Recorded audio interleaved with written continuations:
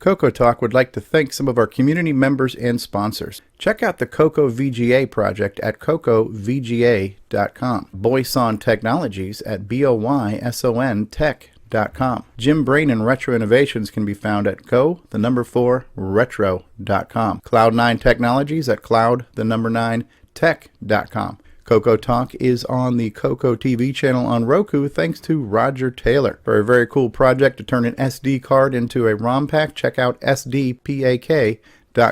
Get your own switcheroo and wallaby cable at CoCoMan.biz. Check out some coffee mugs, t-shirts, and swag at our retro swag shop at 8bit256.com. For all things color computer, visit imacoconut.com. That's imacoconut.com. For all things CoCoTALK, visit us on the web at cocotalk.live. Let's not forget the Coco Crew at cococrew.org, Extructus Productions at extructus.com, and certainly, let's not forget the Cylon himself, Ed Snyder, the Zipster, at the Zipster Zone, TheZippster Zone.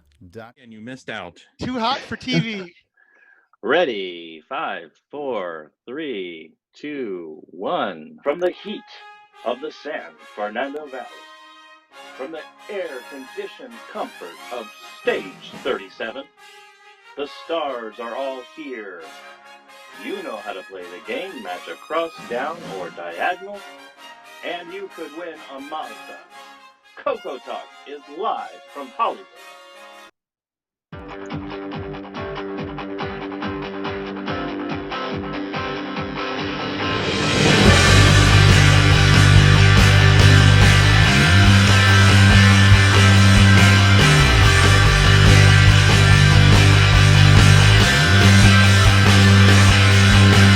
CoCoTALK is rocking the 8-bit world, keeping the tandy flame alive.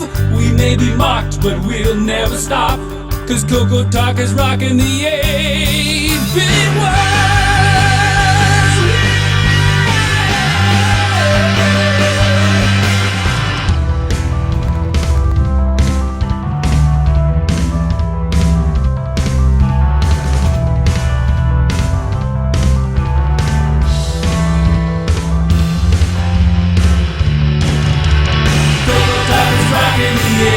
World, keeping the tiny flame alive.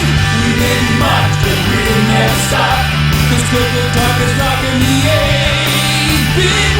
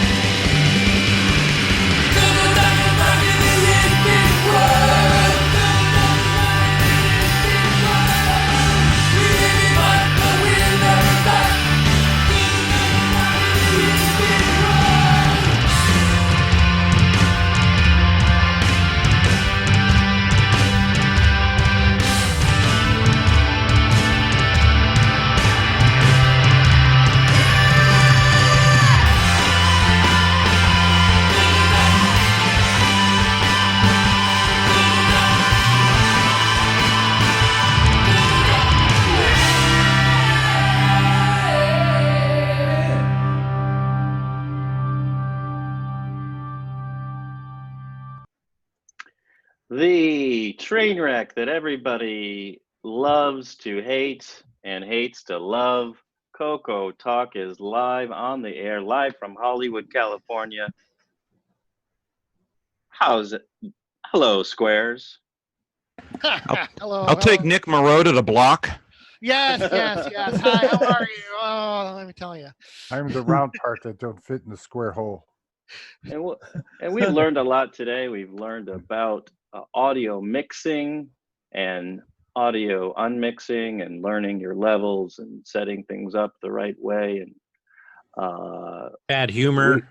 bad humor. On a very special CoCoTALK. On a very special CoCoTALK.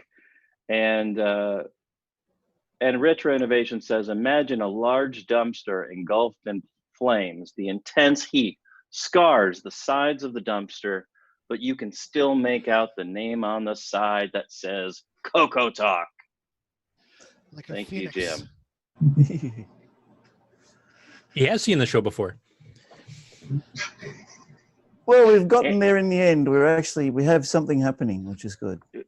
We do have something happening. I'd like to say hi to our returning champion, Ron Delvaux. You haven't seen you in a couple of weeks. And Ron, how are you doing? The Timberman himself is here. Pretty good. My dog just was outside of I'm in my observatory today, and the dog saw something or heard something, and my wife, I finally got her on the phone. Come and get the dog. I couldn't hear. It was extremely loud. I was having difficulties like CoCoTALK does. Certainly not that bad. No. If you're looking for difficulties, you've come to the right place. I just hope I can keep it going. I have my little Wi-Fi unit here. I'm out yards away from the home where it's okay. Thanks. Well, we're glad to have you back, Ron, and also we're glad to have the man who made ease of use a household name, Mr. L. Curtis Boyle. How are you, Curtis? Hi. Yeah, it's been a couple of weeks since I've been on too. Well, we didn't have a show that 1 week, but yeah, the lost episode. It's good to be back. Good to have you back. And any ease of use updates? I did get a little bit done. I've been basically cleaning up a bunch of the utilities. There were still about 20 or 30 utilities that were from an older version of Nitrous 9 than the current release. So I've started replacing those and just testing them out and stuff. And then, of course, because I'm stupid, I started adding to them and modifying them and stuff too, instead of just copying them over. So there'll be some minor tweaks happening to those. I'll be releasing those on the repository too once this is done. But it's all part of the new beta 4, which should be out by the fest. Great. And our center square, Nick Marotta. Hello, how are you? It's good to be here. Good to have you on the show. And what's been going on with you besides ukuleles and cats? I've been scouring Kijiji a little bit. Kijiji is a site here in Canada which is similar to like a Craigslist or whatever. And I've been scouring Kijiji looking for Cocos, and I found one that I'm interested in possibly getting, if it's still there. Because I got to get back in this hobby, man. Is it a Coco 3 you're looking at, or it's a Coco 2, the one that I originally found. Okay. I'm on now. I don't know if it's still there. But yes, Coco Dude. I'd like to get a Coco 3, optimally. So yes. Well, great. Well, keep us updated on that. It'd be very cool to get. Do you have any Cocos currently? Not currently. I used to have a 2 and a 3, and I loved them, and stupidly got rid of them. All right, so this will be a pretty significant moment if you're able to get a new color computer. Yeah. Mark B, how are you doing? You've survived the start of the show, and are you prepared to see us to the end? Yeah, survived the pre-show, and yep, we'll be here till the end. Till the bitter end. Till the bitter end. Till we put the fire out. And what have you been working on? Do you have actual color computer physical hardware? Yeah, it's in the corner back there behind me under a towel. This week my primary monitor died, so got a backup up and running here. But, so you have a second monitor for your Coco, or are you talking about your main computer? My main computer. Yeah, this monitor here. So the dead one's on the floor back there.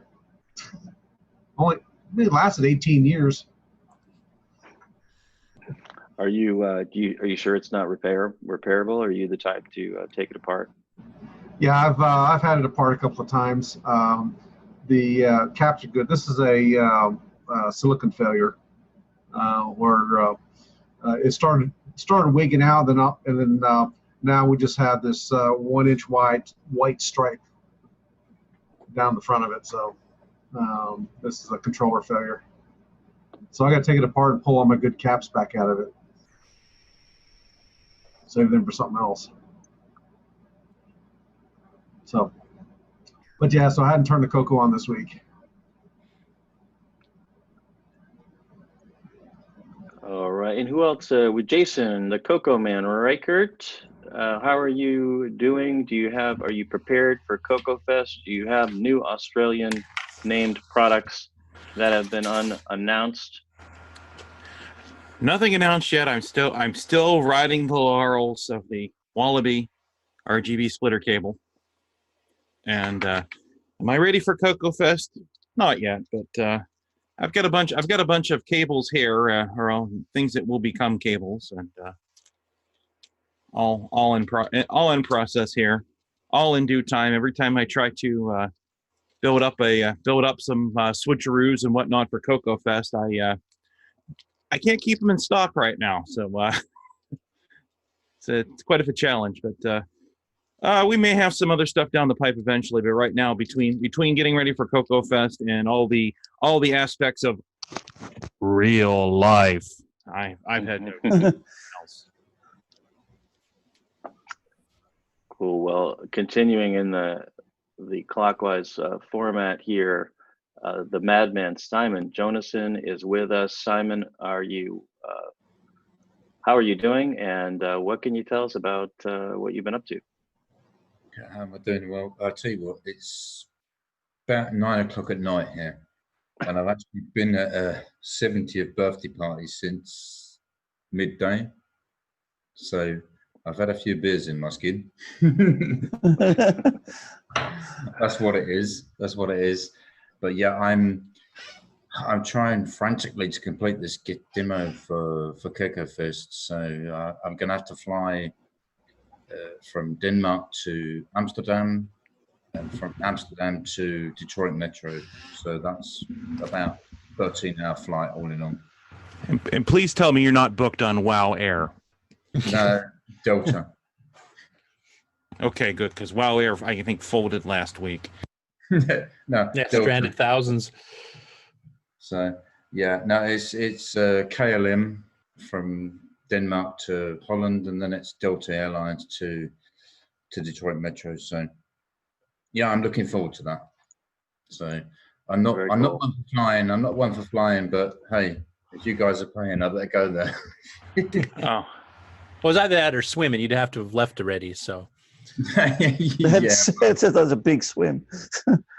That's a long old way, isn't it? You know, from Denmark to Chicago. That's quite a way. Hey, is it next year the Titanic's going to sail? Do you hear about and by sail, you mean think like a rock, right? That's a well. Curtis, please. Yeah, let's not bring up the Titanic. It's too soon. Bring up the Titanic. They've tried that, haven't they? Didn't they fail? 2 pieces. Don't bring up pieces of it. Don't bring up the Max 8 either. Yeah, the Max 8. Well, that was a feature. It was a self-crashing plane. Yeah, exactly. You need an MC-10 to prop it up. That's what they need. Oh my and God. That's it. But yeah, basically, I've just been doing this demo. I've been having all number of people test it. I mean, Ron's tested a lot of my stuff. Yep. Tim Man himself, Remind us what the demo is, because I forgot. Well, no, you want to secrecy. I can't tell you. Oh, sorry, it's a surprise. That's why I forgot, because you never said. I think we could say it's a Coco 3 demo. It's a proper. I was still going to run that. Sorry, I was going to still run that demo. I keep telling you I'm going to do it, and I still haven't had time to do it. So don't run it on air. I told you sworn to secrecy. I won't tell anybody. It's your secret is safe with me. So, but yes, it's basically a C64 Amiga style mega demo on a Coco 3. And we're talking mega demo, as in not just one single part. We're talking like 10 parts with musical disc loading, all the trimmings. A multimedia extravaganza. That's what I'm going to call it. Yes, perfect. Either that or a complete failure. But doesn't have a real-time clock. Yeah, we better have a real-time clock. Speaking of multimedia extravaganzas, David O'Connor is here with us, a man who has many devices and musical instruments and audio spectrum analyzers and CoCo 3s now with mega mini multi-packs. What have you been working on, David? How are you doing? Pretty good here. It's good to be back at this earlier time slot too. The later time slot was a bit of a struggle here for us nocturnals in Australia. So yeah, this past week I've been been meaning to get this power supply that I've been working on for the big modular behind me up and running. I still haven't got it finished. It's been the longest power supply build in history, I think. It's taken a month and a half to get the thing working. It works. I had to transfer it from prototype to finished version. So, but what I have done, I've ordered a couple of new modules and new oscillators for the modular. And I've purchased another synthesizer, Yamaha SY99, that I've wanted for 25 years. All right. And they should be arriving this week. And with the power supply finished for the modular this coming week, and hopefully with some of Ed's CoCo Composer software up and running, I'm hoping to get something from him to do some beta testing with. I've got some plans of interfacing the CoCo 1 and the CoCo 3 to the modular, which I've been talking about on and off for the last few weeks, but I've actually got something formulated that I can get running immediately without even having to build dedicated hardware just for the short term to test the concept. So hopefully by next week, I might have a demo running of that, something to display. Okay. And Dave, what happened? Yeah, go ahead. I was just going to have David, since I kind of missed the last week or two. I'm just wondering how you're enjoying the CoCo 3 that you now have. CoCo 3 is fantastic. Yeah, I've just downloaded I've got the getting started and the going ahead manuals. I've got 2 copies of them for the CoCo 1s that I've had since I've had the CoCo 1 in the early 80s. And I posted on the Facebook group to find out whether there was a CoCo 3 equivalent of that, and had some very good positive responses with some links to some PDFs. So I've got some good reading material there now to get up to speed with the extra functionality of the CoCo 3 and take advantage of that with some coding ideas I've got and software to write for this modular project. Well, couldn't you just go next door and borrow next copy? Sorry, I had 2 questions over the top there. Yeah. Go ahead. Mine was not more of a joke. I just said, couldn't you just go borrow Nick's copy? Just go next door and borrow Nick's copy of the CoCo 3 manual? Yeah, just about. Just a short walk across from one side to the other of the country. About 2,500 kilometers or something, I think. So when I found out you had a Model 1 keyboard on that Model 3 there, it caused me a migraine.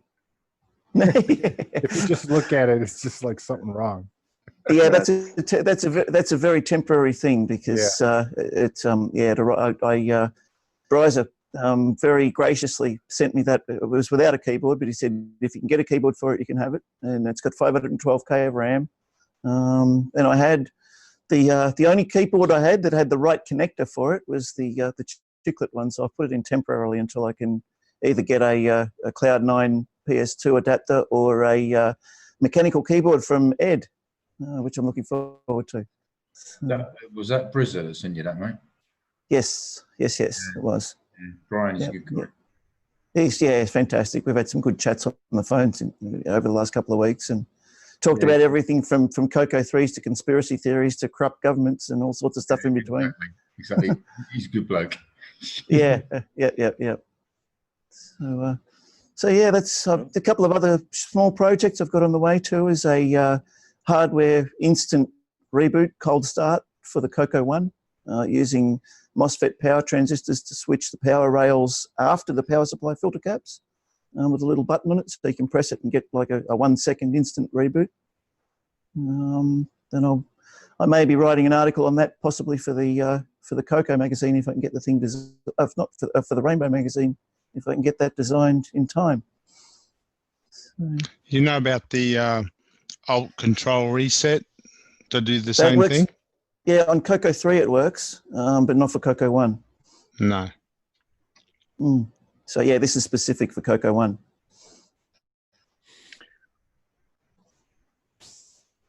And So, yeah. Nick Marentes, your neighbor, is here. Nick, how are you doing? How Oh, is not too fun? bad. Yeah, no, it's Yeah. all right. My neighbour, David's always playing music, making noise next door. Can't go to sleep. So. Yeah. Yeah, get Problem off when the you lawn, live right? so close. Yeah. He doesn't have a barking dog, does he? Barking No, I've got cat? a meowing cat. Yeah. It's He's just a right short beside me. plane ride. Yeah. I see you said you got a SY99, David. Yeah, I've had an SY77 since 1991, and I wanted a 99 at the time, but it was like $7,500, and I couldn't afford it on apprenticeship wages. So I finally have an SY99 on the way this week, which should be here. So yeah, it's pretty exciting. I've got an SY99. Oh wow! Oh, Right. cool. I had a B-17 flew over not too long ago. So what was it? It's the only Is that a numbers I plane? can think of. Oh. We'll have to exchange some patches, Nick. Yeah, I haven't used it in a while. I mean, I don't know how to play. It was my kids who can play. They grew up and moved on, and I still got the keyboard. Yeah, okay. Well, it was Yamaha's top of the range in the day, and It was. it's still a keyboard that that there's unique things about that you can't do with keyboards today. It's still got a unique sound engine. It's so yeah. It's got three engines, if I recall. Yeah. AFM, AWM, and RCM. Yeah. And everyone's saying, "What on earth are you guys talking about?" This is not CoCoTALK. This is synthesizer talk, and we're supposed to be doing CoCoTALK. Well, as long as you're connecting it to a CoCo eventually. Yeah, absolutely. That's actually one of the.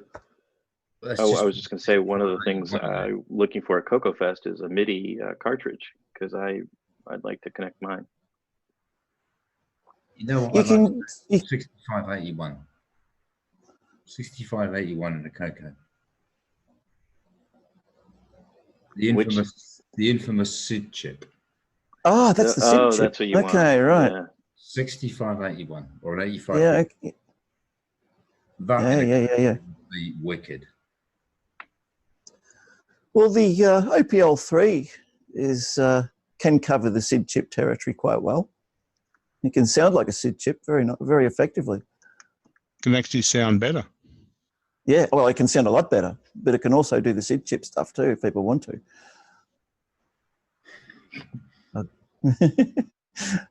But yeah, I know what you mean. Having an actual real SID chip in there would be pretty cool.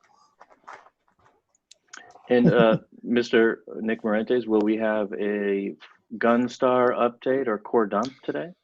No, haven't been doing too much on the Gunstar lately. I've had a few medical issues in the last few weeks, but and I've got a bit of a side. I've been sidetracked to another project as well, which hopefully will find its way back into Gunstar anyway, so that shouldn't be too bad. But can't announce anything as yet. But nothing to announce on Gunstar. Okay. Well, last but certainly not least is a man that we all know. Oh, I'm much happier breaking stuff. I believe Mr. Sir David Ladd is here somewhere in the house. Are you sure about that? Really?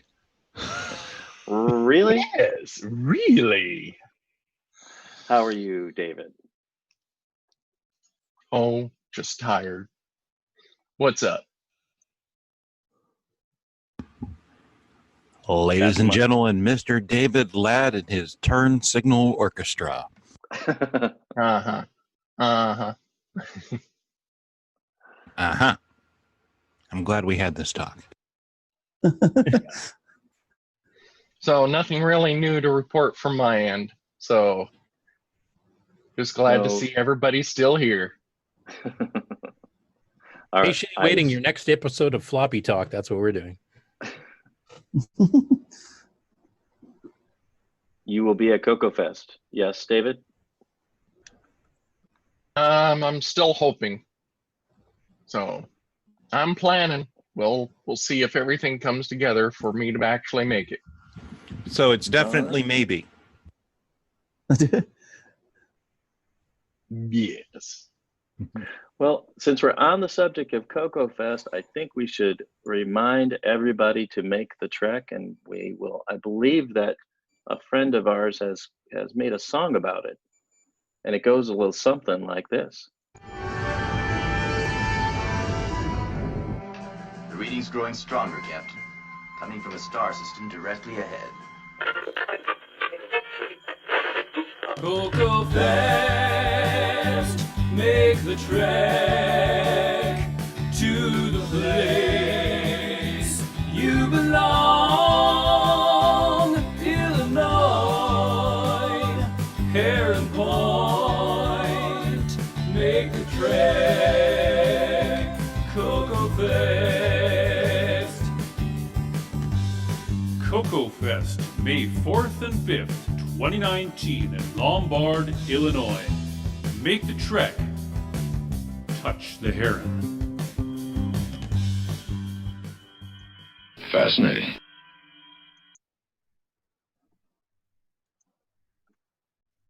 Wish I could be there. It's a long way to swim. Get ready to touch the heron. I could make a comment on that one. No, it's Heron For not Point. doing so. A bird is a heron, and they have a statue of a heron. They say, touch the heron, the statue. Statue? No, that's me. Sorry. That's bad. We believe you.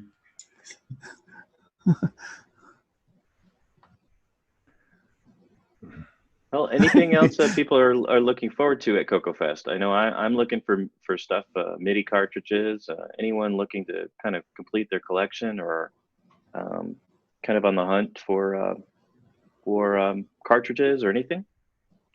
Jim Jerry's going to have a contest for the MC10, I guess, huh? Oh, is Jim Gary going to be there?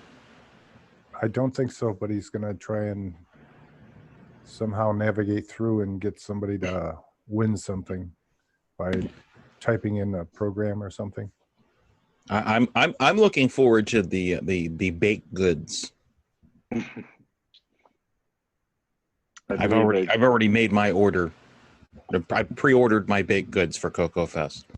That's from Jim Brain's daughter for when she does her. Right, the Jim Brain retro baked goods. Are you going to be broadcasting along with other people when you go with your cell phone? Oh, I think if it makes a good gag, yeah, absolutely. I'll follow around Stevie streaming. That was the joke that went on too long, but that was great last year. No such thing as a joke going on too long. Once I started, I was committed. I'm like, no, it'll just be a stream of back of Stevie's head or something walking around, but we're just going to go ahead and go with it.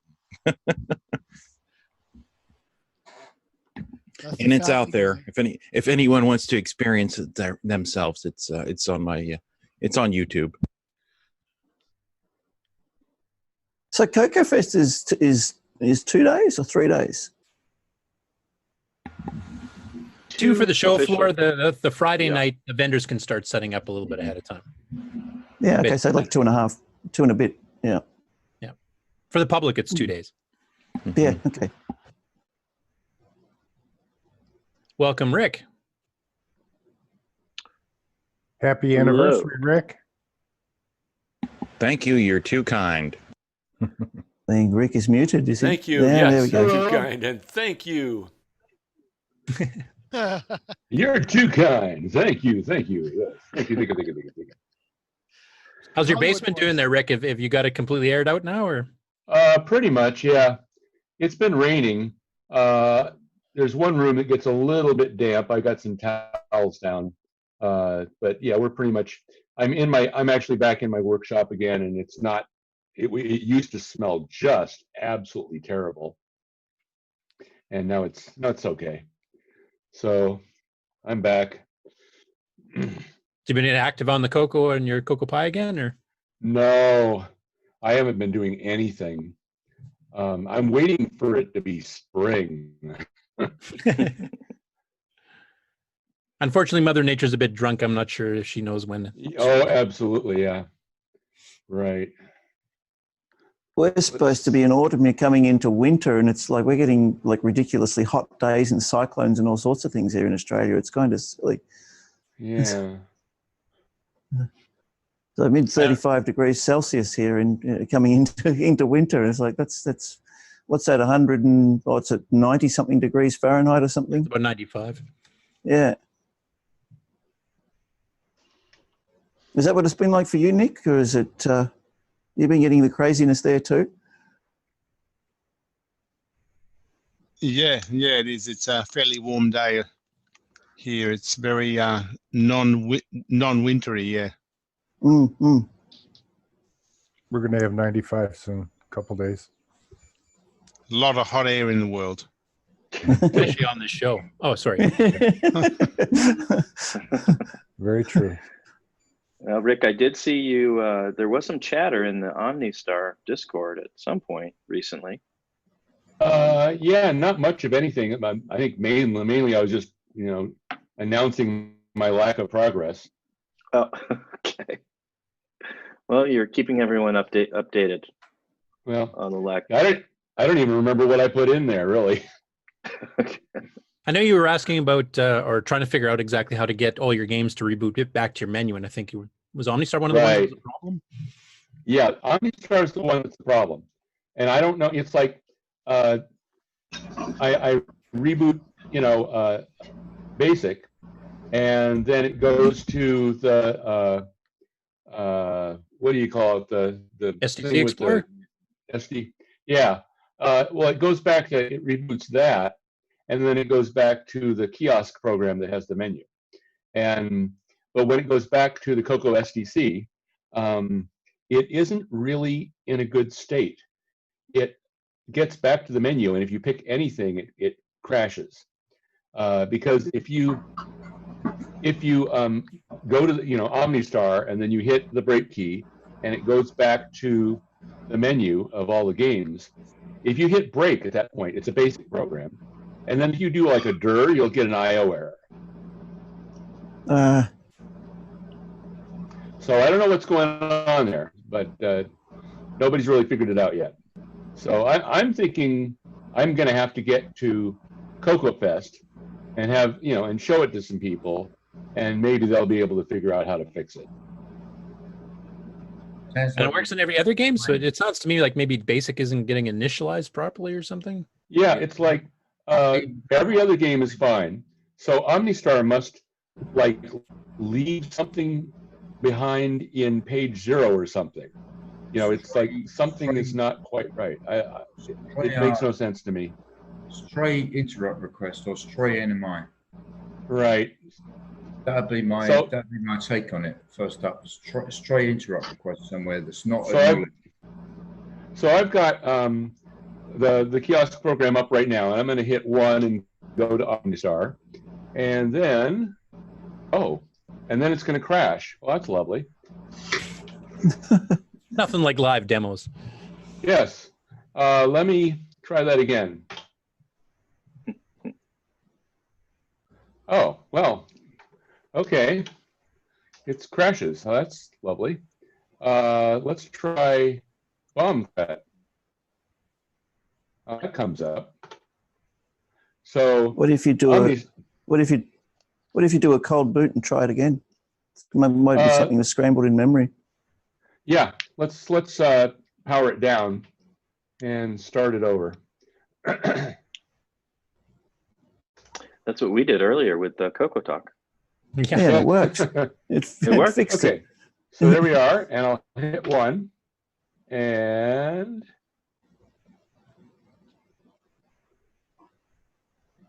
it's stuck. So, okay, so something's wrong with OmniStar. I don't know what. Maybe it's a scrambled disk image or something. You're running that off a SDC, yeah?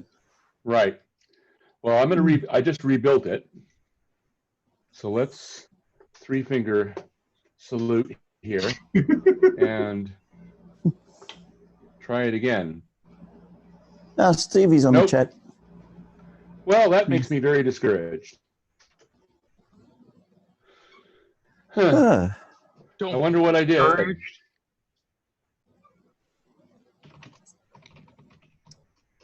Rick, Drag the, Well, let's put it, Rick, just send it to me again. All right. send it to you. Yeah, Okay, just I could do that. Send it to me again, and we'll make it work. All right. Yeah. Yeah. Okay. So this is like I haven't touched it for about a month. Yeah. And Just send it to you me. know, and now We'll work out why it's I try to crashing. run it and it just crashes. So okay. We'll All work right. out why it's crashing. So just drop me a PM on Facebook. I'll get it to you. I'll get the source, and I'll get the source to you. Yeah, and then no worries. we'll figure it out. Cool. Okay. Very good, sir. Simon, you do realize that's going to take away some time from finishing your demo, right? Yes, I do. But sometimes I need to clear my head. Yeah, sometimes you need to get in a different headspace to solve your own problem. That happens to me too. Exactly. Even though it's 6809, you just need to get out of your own headspace. Yeah. So, and that's, I don't know, that's probably been my motivation along with all the stuff I've done, it's like teaching people stuff. And I've got my own projects, stuff like that, stuff I want to get done. But teaching someone else something will actually give you something back. So it's like, yeah, okay, wow, revelation. Yeah. Just because you took the time out to help someone else. Yeah, sometimes a good power nap does that too. that's what Stevie said. Is it wrong to do that on the show? Oh, no, probably. Stevie says it's good to So see. let's all try. Them. Let's all try it at once. Power nap in 3, 2, 1. Stevie says I good to see feel refreshed. The Madman. It's good to see him on the show. And earlier in the pregame show, we had Robert Sieg, Paul Fiscarelli, L. Curtis Boyle, Jim Brain, reminding us of the dumpster fire. Robert Sieg, Mark D. Overholzer, Nick Marotta, Jason Downs says, hi guys. Sound is fine on Facebook. That's probably the only place it was working. And Paul Fiscarelli and many, many more. Ken Reighard with lots of commentary and humor. Ken Reichert says he'll take Alf in the center square for the win. And hello, Brian Wiesler. He is asking what MIDI options were available for the CoCo, and some other folks can probably answer better than I, but I know there was I think something from Speech Systems. There were about 2 or 3 different products. There were programs you could run. You could run MIDI directly from the Bitbanger port as well, from what I understand. Yes, you could create your own. You could create your own cable, and I actually looked in Lyra. Either I think it was Lyra said they would have instructions at the back of the manual, and for some reason it's not posted in the archive, so the back of the manual is missing. I'd prefer to use the Bitbanger port if I could avoid getting a multi-pack. Yeah, the MIDI or the serial port in the back, basically you have to drive it at 32 kilobaud or whatever the MIDI speed is. So there was drivers for both RS-DOS, for Lyra, and some separate software specifically for MIDI, as well as Ultimuse and a few others under OS9 Nitrous 9 that used the Bitbanger port, but that was playthrough only. The hardware packs allowed you to do MIDI and forward stuff off your keyboard onto the CoCo, and also allowed them through so you could hook up multiple synths in a chain. So you have more advanced options on the hardware cards, but if you just wanted to play stuff, then the Bitbanger works fine. Yeah, 31.25 I think is the MIDI rate. Sorry, I said 32, didn't I? Yeah, close enough. So there's no current MIDI solution other than designing your own cable. Perhaps one of our hardware trolls can come up with something. Yeah, Glenn's had the MIDI pack out for a while, but I think they're sold out, if I remember. That's right. Glenside had one. Yeah, which was a clone of a previous one. I can't remember which version. Might have been Speech Systems. All the music synthesizer interface stuff I'm working on, the hardware there is all analog control voltages and gate signals for analog modular synthesizers. So I'm not really focusing on MIDI in that regard. But if anybody else wants to use analog modular synthesizers with it, which are very much, especially in the Eurorack format, it's taken off big time. But some of us are still pushing the Moog format. So there's a big market for that there too. And if anybody who has CoCos and also has modular synthesizers, I'll have some stuff out there very soon, as soon as I can get mine all up and running. But not focusing on MIDI. So yeah. If you do want MIDI, I think the most active person in the CoCo community right now is Bill Pierce. He's actually he took over Ultimuse from Mike Knudsen, since Mike is pretty well retired kind of from the CoCo world at this point. But Bill's been keeping it up to date, and he's got some Nitrous 9 images that have the drivers and stuff built in for the serial port, and he's got players and stuff that you can actually play, up to 16 voice MIDI files directly from the CoCo. So yeah, I should post that in the chat because David, I think you would get a kick out of all the stuff that Bill Pierce has on his website. Yeah, very cool. Yeah, I will look for that. No, I'm definitely keen to do some experiments with the CoCos with MIDI, for sure. Just because I'm not developing the MIDI hardware myself, it doesn't mean I'm not interested in it. I'm very interested. Yeah. So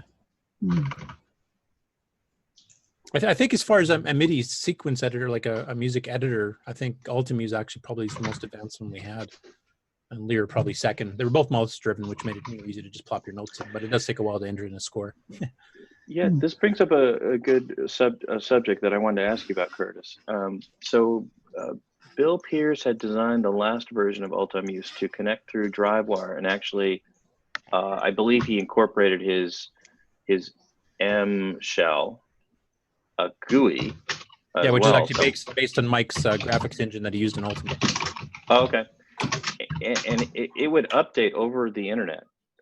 That would be something that I would think as you go to beta 4 and into future releases of Nitrous 9, that perhaps that would be a good reason Bill to use. Noble's already been talking about doing that for ease of use. Like mentioned before, we're trying to get all the core stuff done so that anybody that has a CoCo period can use that. And then we're going to start adding all the extra drivers. We'll be having a real-time clock, sound cards, DriveWire support, which I mean technically you can install right now. It's all there. I just haven't, and Bill hasn't had enough time to get into it and test it and see if there's any improvements we can make better too. Once the core stuff's done, that's where we'll be hitting. But probably Bill will be doing more of the third-party stuff, I think, than I'm going to concentrate on, upgrading Basic 9 some more and maybe adding some new, graphic functions and stuff like that. So we're trying to split that up as much as we can, while trying to live real life and have time for it. Hey Rick, if you could mute that typing is very aggressive. Sorry, I forgot all about it. No problem. I can't mute people on this version of Zoom. So yeah, so that would be very cool. You could be able to push out updates and then if people don't want to use the DriveWire cable, maybe they can figure out, once I figure out how to connect to Alan Huffman's modem and do it over Wi-Fi. Yeah, and we'll still be distributing hard drive images too. So there's multiple ways to do it. Yeah, I know that there's been a few people that have contacted me about some of the experiments that I've done with the ESP and using DriveWire through it. So it's it's handy. Curtis, I don't think Bill's came over and helped you get those modules hooked up for you yet, has he? No, we've both been too busy, unfortunately. So it's real life interfering with everything again. Yeah, I know how that works. Real life. Just win the lottery and retire. Yeah. David, you got a huge buzz coming through, I think. Sorry, David, I've got related. I'm not sure. It was the I've got a dodgy mic cable on my lapel mic. I'll have to fix that during the week. So. It seemed My like there was apologies a there. reaction between your microphone and your cat. He jumped up and he stood on the cable and pulled it, and it went haywire. So, Yeah, I thought your cat had his own censor button, and we were somehow offending him, or so. I was going to say I can do that easily. But yeah, No, I mean, think, ease of use currently supports DriveWire if you install the drivers. I know there's some stuff we have to kind of fiddle with because the level 3 upgrade, for example, is broke because of the way DriveWire has combined RBF and SCF in one massive driver, which is totally breaks how level 3 works. So I know Bill's been actively looking into that in between doing his ease of use boot file editor and stuff too. So, but if you have any DriveWire questions right now, as far as to how to install it or get it set up on the current ease of use, I think probably David or Bill would be the best. I haven't fiddled with DriveWire too much myself, so. Bill Pierce was helping me out with that. But what do you mean by level 3 being broken? Level 3 was something Alan DeCock did back in the Nitrous 9 commercial days that extended the system memory map. So it gave RBF its own 16K chunk and it gave SCF its own 60K chunk. And because those drivers never ran simultaneously through task switching, you could actually expand your system map from 64K to 80K, which gave you a lot more room to run more programs, run more windows, and generally free up a lot of RAM. And that was working up until stuff like DriveWire and some stuff that's been done on Nitrous 9 since it was released to be public, that it no longer works. And Bill's been kind of working on and off on trying to get that fixed. But basically, DriveWire will have to be split into an RBF DriveWire chunk and an SCF DriveWire chunk for that to ultimately work with DriveWire at all. Because it breaks the whole model that was based on. Okay. So that was level 3, not to be confused with ease of use 3. So. No, and not to be confused with version 3, which is the upgrade that Kevin Darling and all the others did back in the late 80s. And there's a song about that. Yes. Sung by Monk. Well, So we're talking about... I have fixed OmniStar. Oh, good. So we're back up. So now, can I demonstrate my little problem here? Sure. Okay. So let's go. Here we are back in the kiosk program. So should this now be the I'm core gonna dump? It could be, I suppose. Should we hit the break key? I can play some music for that. Okay, you could do that. We'll make it official. All right. Yeah, and then zoom up the screen after. This is a core dump.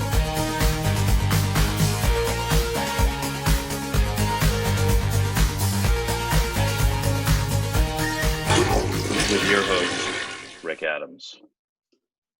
Okay, so I went back to the kiosk program from OmniStar, and then I just hit break. And then I'm going to go DIR and IO error. Now I'm going to run it again. And now I'm going to hit it'll just work now. So I have no idea what's going on there. Something in basics, probably not getting initialized, maybe something direct page. Yeah. One quick hack, I mean, Tommy could be right, could be IRQ related too. But one quick thing you could try is at the end of OmniStar when you exit it, is try clearing all of direct page to zeros maybe. Oh, that's a thought. And see if I could try that. fixes anything. I also kind of wondered if there was something I could do in BASIC to straighten it out. Yeah, I think it is doing a P clear. Whoops. Let me break out of here and do this. Yeah, P clear shouldn't cause an IO error though. That's assigning graphics RAM, etc. So. What about something like a dim command or something like clear memory as if you're setting up for an array or something, just to clear the memory out? Would something like that work? Yeah. So we got like a P clear 1, and and we mount a drive, RGB width 80, set some palettes, So like, okay, so dim, say like dim, A. Dim A 1000 or something like that, or just dim A1 or something, right? or yeah, 1,000 maybe. Or I think it's Oh yeah. So dim Just and out of A curiosity, for, Rick, have you tried an on-air go-to or a Tron or something to see how far it's getting before it screws up? that's a thought. Tron, right? Yeah. Yeah. Drive could Well, cause an IO error. That's the only line I think that could cause one. So The curiosity I have is it's an IO error. Like a P clear, you can get an error because there is a bug in BASIC where it's if it's moving the BASIC program while it's running, it screws up the first time. The second time it runs fine. But I don't recall it causing an IO error in particular. The way to fix that was you had to move the P clear to the end of the program, like do a go to 1000 or whatever, then do the P clear 1 and then go to back to the start of the code. And that fixed that back in that day. But I honestly don't remember it causing an IO error specifically. It was some other. Yeah. Let's get this IO error. So 240. So let's list 240. Debugging live. Aren't you excited, folks? Yes. Yes. Thrills, chills, and spills. I want to go back to his screen. And so that's, so it was waiting in a wait loop. And then when I hit 1, it says, well, if it's 1, then we're going to load M Omnistar. And that's no good. So you're saying jump to the back. Jump move to your P-clear statement to the very last line of your code. Right. And then your first line of your code becomes a go to that line. And then right after the P-clear, go to the second line of the code. Right. I can try that. What were the other things we were talking about? That sounds modifying really wacky, Omnistar itself to clear all of direct page if something in direct page. Right. That's it. Yeah. Okay. So there's 2 things to try. So I will try those and I will get back to you guys. And your third option is just have Simon fix it. Yeah. He'd fix it in an instant, no doubt. That's, it helps me. That's not a bad. That's not a bad idea. But those are 2 quick things you can try because the basic one is just you have to add it to 3 lines of code basically. Right. Clearing direct page, you'll have to reassemble your Omnistar itself. But oh, well, that's not hard. So yeah, I also tried. I tried enabling the MMU, and then I made it so that the first memory segment was somewhere else. So basically, and then I put it back just before quitting Omnistar, and that didn't work. So, and that was why I took the code out for that, and I didn't completely take it out, and that was what was making it crash earlier. So I finally figured out what I had done and completely undid it, and then it was fine. So let me try those 2 things, and I'll get back to you. Yeah, I would try the P-clear trick first, just because normally when that bug occurred, it did not give an IO error, but because the SDC Explorer makes things a little bit wonky compared to standard disk basic, maybe it is the same error. Yeah. So and that's easy to try because you already got the P clear. You just got to shift the position of it. So that's make it easy. No problem. Will do. And you could use a go sub statement for that too. Getting back to our beginning conversation we had before we went live, go sub and come back and Subway's shut, and you've got a RG error, return without go sub. Sorry, I had to reiterate that joke, didn't I? That way everybody knows what they missed. Yeah, that was top secret stuff. Never to be repeated. And the answer was going to watch the DVD extras from this episode. It's like you did I miss a bad joke? No, you missed several bad jokes, but it's okay. You missed all of them. Yeah. Well, we asked Jim Brain. This whole show is a bad joke, so it doesn't matter. It'll be with episode 101. Do we want to take a commercial break and then maybe come back with some Dragon news? A few people were posting Retro Man Cave's Dragon video. I don't know. Are we allowed to play other YouTube videos? I guess we could, right? As long as there's no commercial music or anything in it, it should be fine. Should be fine. And then I don't know if somebody, I know we didn't arrange it ahead of time, Curtis, but if you have some news or Facebook stuff or something else. I haven't had a chance to look. I've been out all day. So. I could make some up. Yeah. I could direct you to a few things that I posted. We could talk about modems and stuff. But why don't we go to commercial and we'll see you in a little bit. How about before Nick falls asleep? How about we have a little bit of OS 9 forever? Hi, it's Curtis Boyle, part of the CoCoTALK crew of people. Hey everybody, this is Bill Noble co-author of Nitrous 9. You are listening to CoCoTALK Live, the leading live CoCoTALK show. G'day, mates. This is Nick Marionettes, author of such colour computer titles as Donut Disaster, Rupert Rhymes, and Rockstar Pilot. And I am here today to tell you about the world's most fabulous operating system, OS 9. OS 9 and its current incarnation, Nitrous 9, is the most advanced operating system ever created. And what makes it so good? Ease of use. I find OS 9 so incredibly intuitive that I haven't once cracked open the user manual, and yet I've been able to create such incredible games faster than the time it takes to sing Waltzing Matilda. Using OS 9, I expect my next game, Funstar, will be done this weekend and distributed exclusively on ROM cartridge. OS 9 forever. Any resemblance to actual events to persons living or dead is purely coincidental. Radio Shack has a great gift idea for the whole family. Fast action TV games, and they're on sale. Get this 6-game model for $29.95 or the 4-game model for $21.95. With rising entertainment costs, it's a real bargain. You play hockey, tennis, squash, and more. Easy to hook up and great family fun that lasts all year long. The sale price TV games. Only at Radio Shack, a candy company. We now return you to CoCoTALK. And, oops. And thank you, Speech Sound Pack. If you don't need a screwdriver to hook it up to your TV, I'm not interested. I have one of those somewhere. A TV set or a screwdriver? Actually, both, but the TV games with the light gun. I have one of those somewhere. Telstar? Or is it Telstar? Is that what it's called? The Radio Shack TV games, the one that was just in that ad there. I have that actual one somewhere. You have the 4-in-1 or the 6-in-1 with a gun? No, the 6-in-1 with a gun. It's a real bargain. Well, with rising entertainment costs, Jason. Yeah. Yes. Rising. Yes, because Netflix just raised their price, so that's rising entertainment costs. Yeah, you can have a permanent 6-in-1 game system for the price of 2 months of Netflix with 4K. So that's a bargain there. Netflix at 4K, that'll run on an MC10, won't it?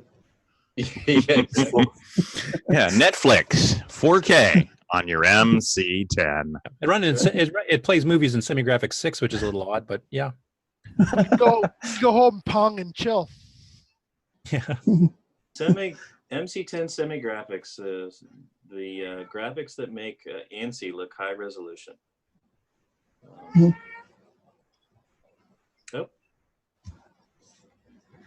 Woke the baby.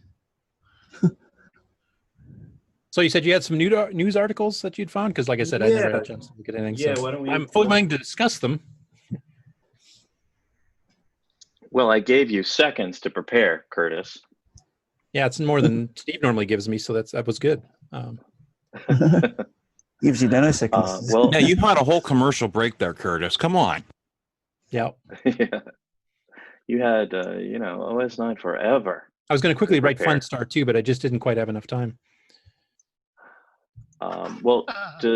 You can pull up Retro Man Cave, right, on your YouTube desktop somewhere? It should be his most recent video if you do YouTube Retro Man Cave. I'm afraid to do anything with my computer lest I break the whole show. Good call. Yep. Yeah, so I'm not touching nothing here. Yeah, we're running well now, so yeah. Retro Man Cave, like one word or multiple words, or Retro Man Cave, one word. Okay. In the YouTube, you'll see Welsh Dragon Computer. It's 2 days ago video. 31,000 views, which is only 31,000 more than CoCoTALK usually. Mine's giving like links, Amiga, Minitel, Backstation. I don't see Dragon in. I can post it. I'll just post the link. Oops. Oh, that sounded like it was backwards. It's upside down. MC is support. I'll post it in Facebook, or I'm sorry, I'll post it on the YouTube. The YouTube. Out there on the internets. Well, I tried both those things, and nothing Either worked. Yeah. Glad to be of such help. Yeah, well, it's a good try. You only hate my code for clearing code 0. It's not terribly efficient. Yeah, it's a one-time deal. It doesn't really matter. Yeah, that's about right. You can be as sloppy as you want, but yeah, that should do it. So, heck, who knows? So Simon might be right. It might be an RQ, like a timer RQ or an NMI or something straight that's not getting shut off properly. Yeah. Yeah, I do have a. Let's see. We're turning off the interrupts. Yeah. Of course, I could do that earlier. So, well, got me. It'll probably get fixed at CoCoFest. Or in Simon's basement. Yeah, that's a thought. Assuming he has a basement, I have no idea. That sounds like a new segment, Simon's basement. Yeah, there we go. Well, less creepy than David's basement. Better yet, Simon's cellar. Generation. And washing machines and stuff like that, and boilers. Well, that just adds to the ambiance. And cat toilets. Cellar makes me think of wine. Basement makes me think of kidnapping. So I would go with. And wine thing makes me think of Stevie Store trying to get past level 1, but. He's not here to defend himself. Well, that's the perfect opportunity. Yeah, I'll put the link to that video if you want me to post that. Yeah, if you want to post it, you can skip ahead to 2:41. I think that's where he starts to show some visuals. Yeah, we're not going to play the whole thing though. I'm assuming we're just going to kind of summarize it. No, just skim through it. I don't have time to watch it right now, and I haven't seen it before, so you'll have to kind of. Yeah, I haven't looked at it, but I've seen a lot of his videos. He did a whole restoration on a TRS-80 Model 1, which I encourage everybody to watch. So is this what he's doing? He's fixing a dragon that's broke or something? Or this one is just a part 1 of a series, I guess, where he's going to talk about the Dragon computer in general and what it was all about and how it came to be. And it looks like he's going over the ports. Yeah, because I've just been skimming ahead, and he's got like a multimeter on it and stuff. So I don't know if he's trying to fix it or if he's just showing what. Oh, I stand corrected. Sorry, his trashed treasure is always a restoration. So yes, okay. You were correct. He's trying to fix it. It's actually got a bad power supply to start with. So yeah, we could just show a couple of the visuals for a few seconds. I don't know how to make you. I think you'd have to share your screen. Do I have to stop sharing something? I think you have to stop sharing your screen so Curtis can share his. Well, I stopped sharing system sound. Oh, that's a good start. Does that work? Or do I want to keep sharing system sound? I don't know. No, I think you want to stop sharing system sound. Stop sharing system sound, right? Yeah. All right. You try to, Mark, go ahead and try to share your screen. Oh, okay. Yeah, you're not getting off the hook that easily.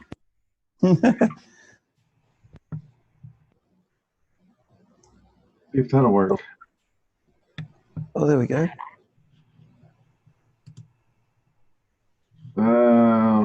So I had you can keep it muted. I mean, well, I guess you could play a little bit of it. It had a real keyboard. Of the fledgling computer industry here in the UK, an industry the likes of Sir Clive Sinclair and other homegrown computer talents were enjoying great success in. Having decided they wanted to enter the market, they needed to come up with a machine. And then I think later on, when we look inside, he actually tries fixing those ports. Were popular at the time with these small analog stuff.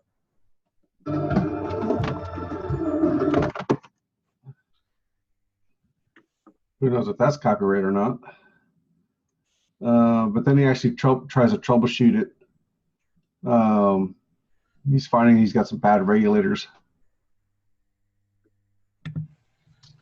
Who has a dragon in this group? I do. I did, but I swapped it for a Coco 3. David Ladd, do you have one? Am I glad I have a Coco 3? Yes, I am. Oh, David Ladd has to go. Okay. Simon, did you have one originally when it came out? No, I didn't. The first computer I had was a Korean Coco 2.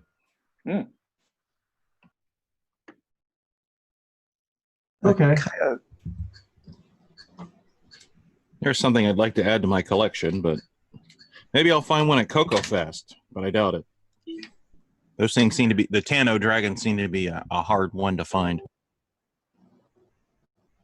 Yeah, I think the Korean Coco 2s weren't very big in the US either. You know, the ones with the T1 VDG.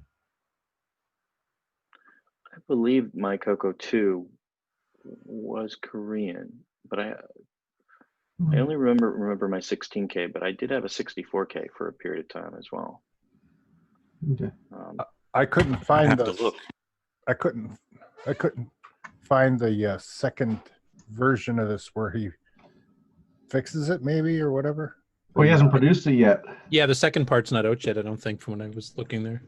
So the Dragon had a switch mode power supply, or is there an external transformer brick with that as well? That looks like it had a transformer and then just a linear power supply inside. Yeah, it looks. I was going to say that transistor on the heatsink and the layout, just filter caps and diodes. There was nothing switching in that. That was just a linear. No. So there is a brick, a power supply brick to plug in as well. Is there externally? Well, that had the transformer. External. Yeah. Transformer It was external. obviously an AC output from the transformer because that board had the rectifier diodes built onto it. Yeah. Yeah, it's just such a big box, and yet you've still got to have an external brick power supply. I mean, they could have fitted the power supply all inside the one box, like the Coco does. Yeah, good point. Yeah, he shows it in the early part of the video. I think he shows the transformer. All right. I'm assuming they did that due to heat, that they made it external. Maybe there was overheating the chips too much or something. Well, Coco does it fine. Yeah. I have a Korean Coco too. It says it's made in Korea. I don't. Is there any other requirements for it to be Korean? It depends on the layout. Are the keys slanted? Is it? Oh, okay. I almost thought that was a serious question for a moment. The modulator is a different orientation, and they use different RAM than the US Coco. Yeah, there's only 2 RAM chips. They're 4464s or 40. Yeah, and it has the double header, like the Coco 3 512 upgrade, to put in a satellite board with the 4164 chips if you wanted to. I don't know. This one's been modified for composite. This is actually the Coco 2 that the best I can come up with that I acquired it at PennFest because I saw pictures of it. I'm like, this is the same one. But, I think that's the older version. Take the keyboard out. Look at the RAM there. Jason, take the keyboard out and show me the board. Is it the North Korean or the South Korean version? Is it before or after Kim? Yeah, there's your. This Coco is made in Korea. Yeah, that's got like a massive RAM chip. It's got like 8 RAM chips on it, so it's. Yeah, it's got to be the older one. Yeah. Yeah, it's the older one. Because the most recent ones had only 2 RAM chips. There were 2 like 4416, so 4 bit by 16K, or 2 4464s. And then they had little headers on either side for a retrofit to hold the 8 64s if it needed to. Yeah, you could do that as well. Yeah, and most of them this doesn't have anything like that, obviously. Most of them had the T1 VDG, which is actually called XC something or other. Is that the one that would do the lowercase? Yeah. Yes. Okay. Lowercase, inverse video, full border, etc. That's what this one is behind me. The way you can test that easily, is type in a 0. You type a 0, you get a normal 0. You get a 0 with a stripe through it. The one with a stripe through it is the T1 VDG. Oh, interesting. Yeah, There you go. there's a couple of pokes too you can do to see what the lowercase and stuff looks like too. So I'm actually surprised they didn't integrate that stuff into BASIC. I mean, the one thing they did do when they introduced the T1 VDG was to nuke SG6. SG6 went out the window, and the other thing was the two extra orange colors in CSS1. They just disappeared. Well, the thing is, BASIC was modified to handle upper lowercase, but that was on the deluxe Coco that used the T1 VDG that never came out. You can get a Coco VGA, and then you've got it on a standard 6847. Yeah, actually on the Coco VGA, you can swap between the two character sets, so you can have a T1 compatible or the old style. The one other thing they did is they moved some of the character cells, like what parts were there. So some of the stuff that used semi-graphics tricks using text characters. Yeah, like it's moved by one or two lines. Yeah, it's moved by 1 or 2 lines. Yeah, on Protectors 2, the little guy waving his hands looks totally screwed up on a T1 VDG because now the things it's trying to grab to make the high-res graphics is not there in the right spots. Yeah. Some of the magazines had had articles where you could switch between standard and the lowercase sets. I think they had you could just flip one of the pin, change one of the pins or add a gate, and you could select between both sets. Yeah, like the old reverse video switches they used to have for the older VDGs too, where you could just flip a switch and it would instantly invert the video. Yeah. And Ron, what are you showing us here? Here's a 0 with a slash in it. Oh. T1? T1 0. T1. Yeah. So Also, cool. It's a real-time clock running. So I've got Actually just rubbing it in, Ron. Yes. Both in one. No wonder Ron was on time today. He was early. He had that real-time clock. Yep. Simon, the 4464s are basically 4 pages of 4164. Is that right? Or yeah, instead of 1 by 64, they were 4 by 64. Yeah, yeah. So they were a little bigger package. Simon, you're muted, by the way.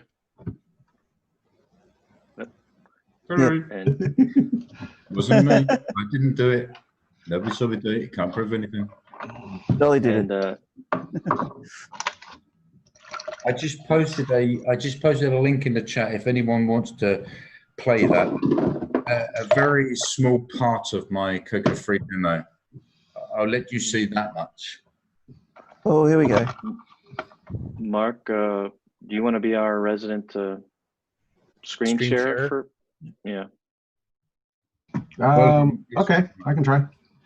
Let me get the chat here. It's a Zoom chat. Oh, Simon, is this like the beginning of the demo, or is it a chunk of the middle? Or no, it's after the beginning. It's after the beginning. Let me say that much. Okay. Simon, this is a public-facing link that I can put in YouTube chat? Yeah, that's fine. That's fine. Okay, just making sure. Okay. It's not a public link, but I'll make it public. But that, okay. that little bit is fine. Okay. So someone needs to unshare so I can share. I am stopping my share. It's all you, Mark. Okay. So I think Ron Delvaux is probably itching his fingers to show you the rest of it, but he's wants to see. Mm-hmm. All right, let me hit the go. Sound on this, Simon, or yes? Okay, I've got the sound turned on and hit go. Can you all see that? Yep. Yep. It's good here.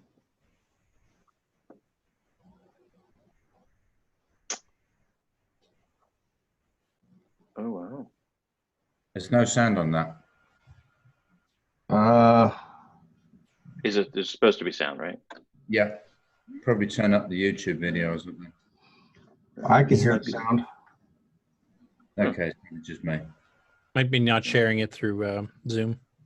Well, let me see if I can figure that out. Can you share your system sound? If you go to share and then advanced.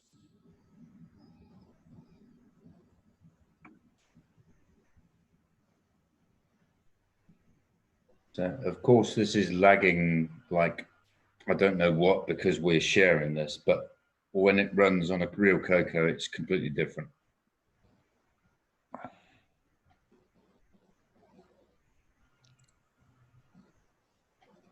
And the black horizontal lines in the Simon, is that just because you're doing a skip scan line thing on the emulator, or is that what it actually? It's a skip scan line because what's actually happening is I'm plotting the whole screen. I'm just masking it out.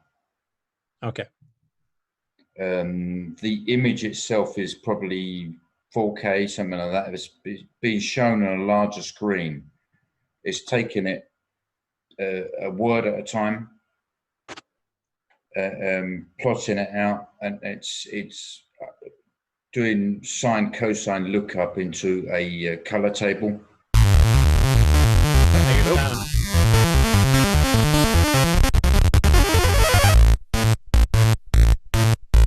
I think I found the share button.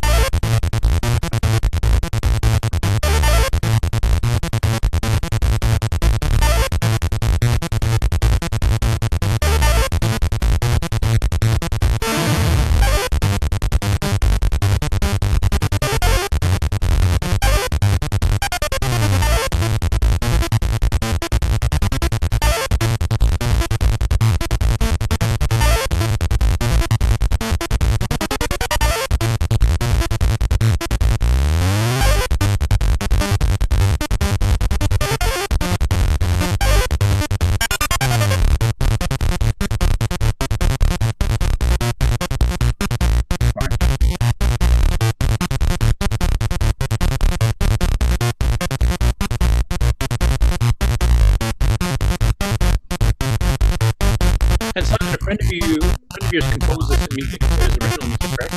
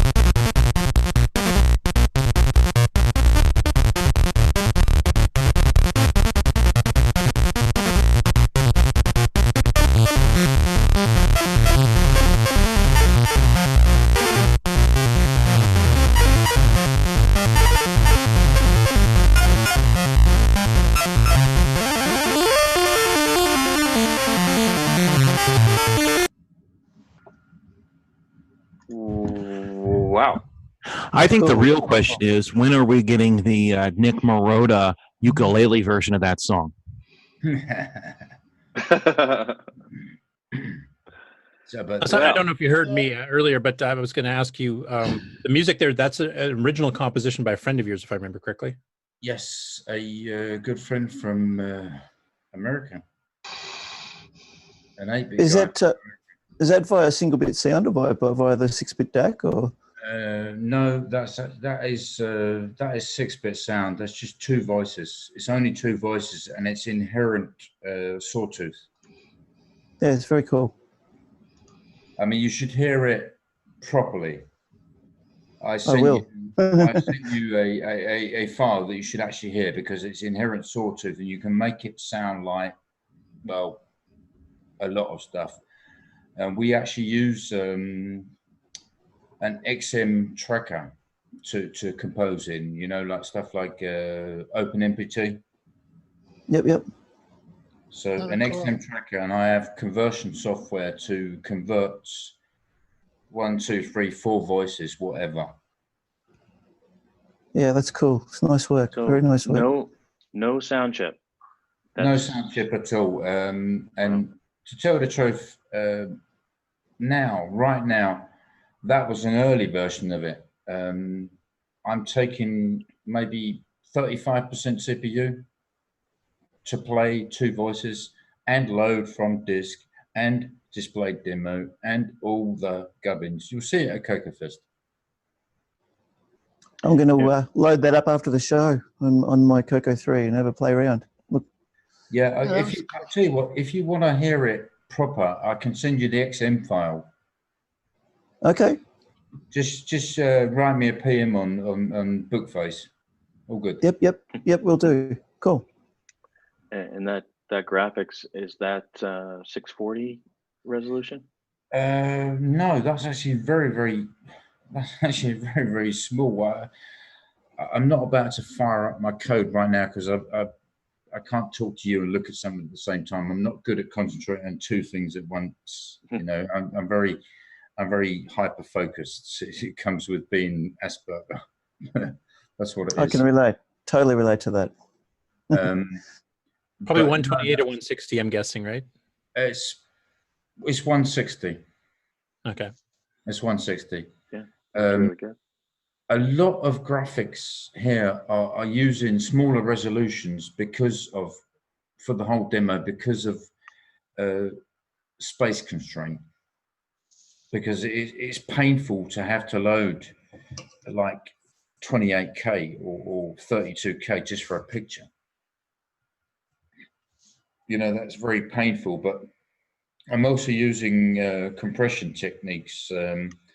And here I'm using Kieran Sixy, the author of XRAW. I'm using his dzip routine. So I can take like a 256 by 225 picture that's normally 28K, 32K, and shrink it down to about 9.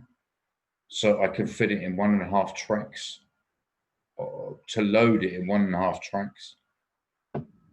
That's a significant reduction.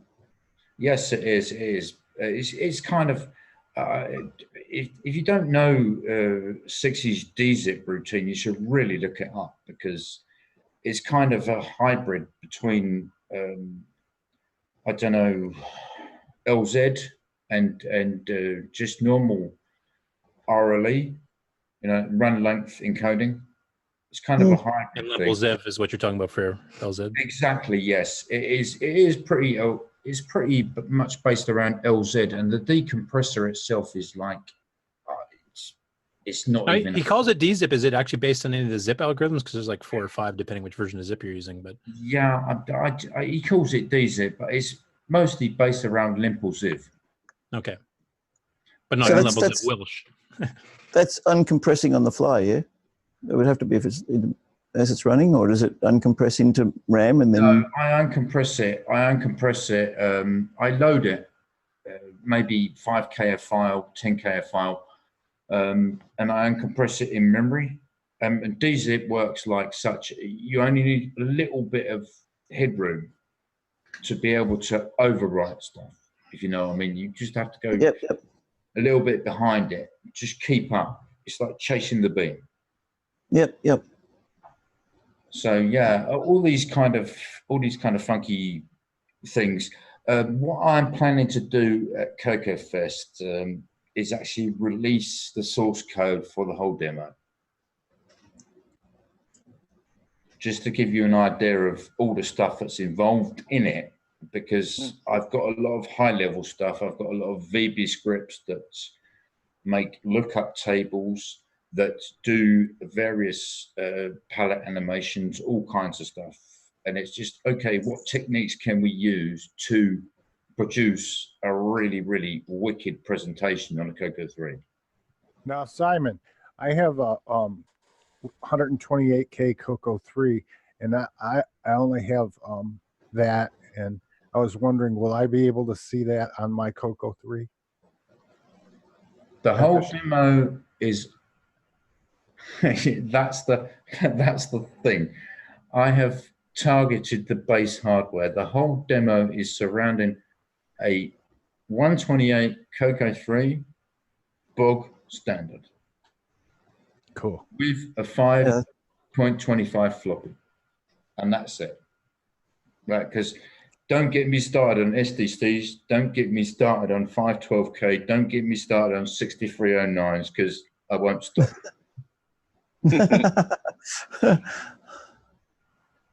It'll just take some time. It took like 10 years to get Nick, to finally use a 6309. Yeah. Wait. Won't it make a better show if we do get you started? Yes, but that'll be next time. That'll be next time. We got counterpoint. Right. So, but yeah. I mean, I could show you so many things, but I just don't want to spoil it for you. Right. I test stuff for him, so I kind of said that in jest because, he'll give me a thing to try, and he'll go try it on that one, try it on the crazy one, try it on the normal one, and then try it on the 128. So I'll do that and send him videos, and then he goes back and fixes something or does something else and sends it back. Yeah, it's a lot of fun. Yeah, we've had a few good laughs with that one, haven't we? Oh yeah. It's like boom! I blew up. Yeah. I prefer to call those screensavers when I do it in Nitrous 9. So yeah, sometimes when it doesn't work, I show him and he goes and then he's got like 5 or 10 lines of text where he's expressing craziness.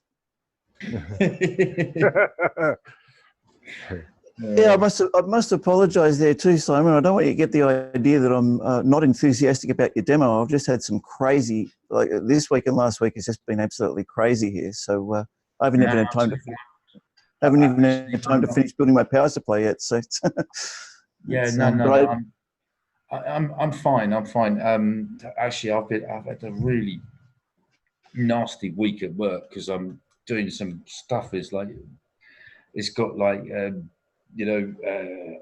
What is it? Microsoft Dynamics, AX. It's got AX lookup tables and stuff like this. And I'm like, no, you're not giving me the right bloody data. So I cannot tell you the invoice number. You're not giving me the right bloody data, I'm just scratching my head all week about that. It's like the customer, I want this, I want that, I want the other. Well, excuse me, if you don't give me the right data, I can't give you that. So Coco for me is a bit of an outlet from everyday. Usually I program .NET or like JavaScript or VB script or all stuff high level HTML turd. Stuff makes it working around. Makes 6809 stuff so much more enjoyable, hey? Yeah, at the end of the day, you're thinking, okay, I program HTML, I program JavaScript, I do this, Ajax, all that kind of crap on a daily basis. And when I get home, do I just want to zonk out on my sofa and do nothing?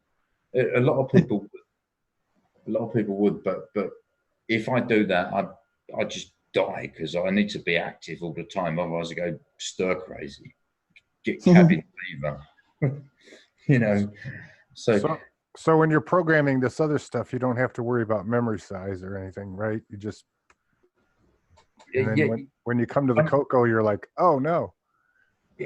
For the Coco is a challenge. Coco is always a challenge. It's always a challenge, and that's what's the fun thing about it. Yeah, totally agree. Seeing what you can do. That's why I still like the Coco 1. So I've got the Coco 3 here, which I'm really starting, I'm really going to dig into and learn all the extra stuff that it can do. But there's still a charm about trying to get the maximum I can get out of the Coco 1. And that's when I do this interface stuff with the modular, I really want to push it as far as I can, like tight timing wise and everything, and run live sequencing off the thing with analog control voltage outputs and everything, and see if I can get the whole thing working tightly in real time. And that's I totally get you on the challenge. It's something that we thrive on. Yeah, to me that's it's probably going to sound totally wacky, but that is beauty in itself. You know? It's like, okay, we've got this limited hardware. Someone else made this little tiny box, and no, I'm sorry, there is no box. You know, the box is inside my brain. You know, the box is dictated by society, and I will not be dictated to. So there is no box. Yep. There is no spoon. We're going to Matrix. So programming in the Coco keeps your feet on the ground, right? Yes, it does. Yeah, it cleanses the palate literally, because I do that too, because I program for my job too, and it's not in, you know, the standard Cocos type stuff. But something about programming to the metal, where you're not worried about, I'm calling some APIs that some other guy made 10 years ago or whatever, and I have no idea what it's doing, type thing. But you know, actually, you know, literally everything that's going on. So yeah, you're writing the whole lot from the ground up. Yes, you are. Yes, you are. And you're pushing. I mean, you're trying to say, okay, fine, I'll try this, and I'll get this logo doing the blah blah blah thingy. And Jesus, it's slow. It's really slow. Okay, what can I push here? What can I push there? And what can I unwind without unwinding the whole lot to make it feel 64K? Because then it would run like a bloody Amiga. But yeah, what can I do to push a limit, kind of thing. And the thing is, you're pretty successful at it. Yeah, but I haven't always been Coco, you know. I mean, my Coco was my very first computer. My dad bought it for me for Christmas back in maybe 83, 84. And I played with that for a couple of years, and that was in the UK. I originally come from the UK, and I moved to Denmark in 1986. And I took it with me, took the Coco with me. And we always used to play. I mean, we used to play all the games, you know, like the old Cuthbert in Space, or King Tut, or Electron, stuff like that.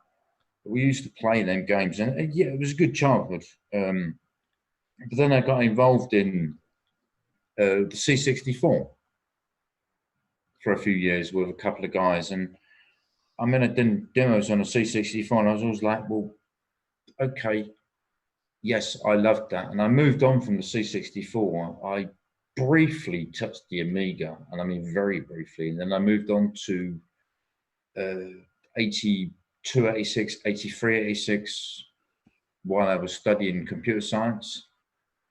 And then I just dropped out of the demo scene for ages because it was work.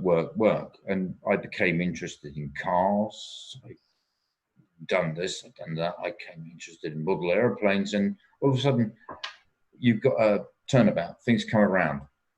So, okay, my son is back in, well, when I first showed him the C64 5 or 6 years ago, he was like 11 or 12. It's like, yeah, I'll show you something cool. So I dug out a C64, and he goes, oh, that's good. Connect that up to 1541, shoved in all the discs, playing Rambo, playing Commando, all this stuff. And he's like, oh, that's really cool. And I says, I'll show you something cool now. So I got right in the back of the attic, and I dug out the Coco 2. And I just loaded up tapes on the Coco 2. All the tapes still work. I loaded them up. And as soon as I turned on that machine, like 30 years after the fact, it's like, okay, I've learned a lot of shit in 30 years, so now I'm going to push this. Now I'm really going to push this thing, you know? So everything goes in a circle. You know, be that fashion, be that whatever, everything goes in a circle.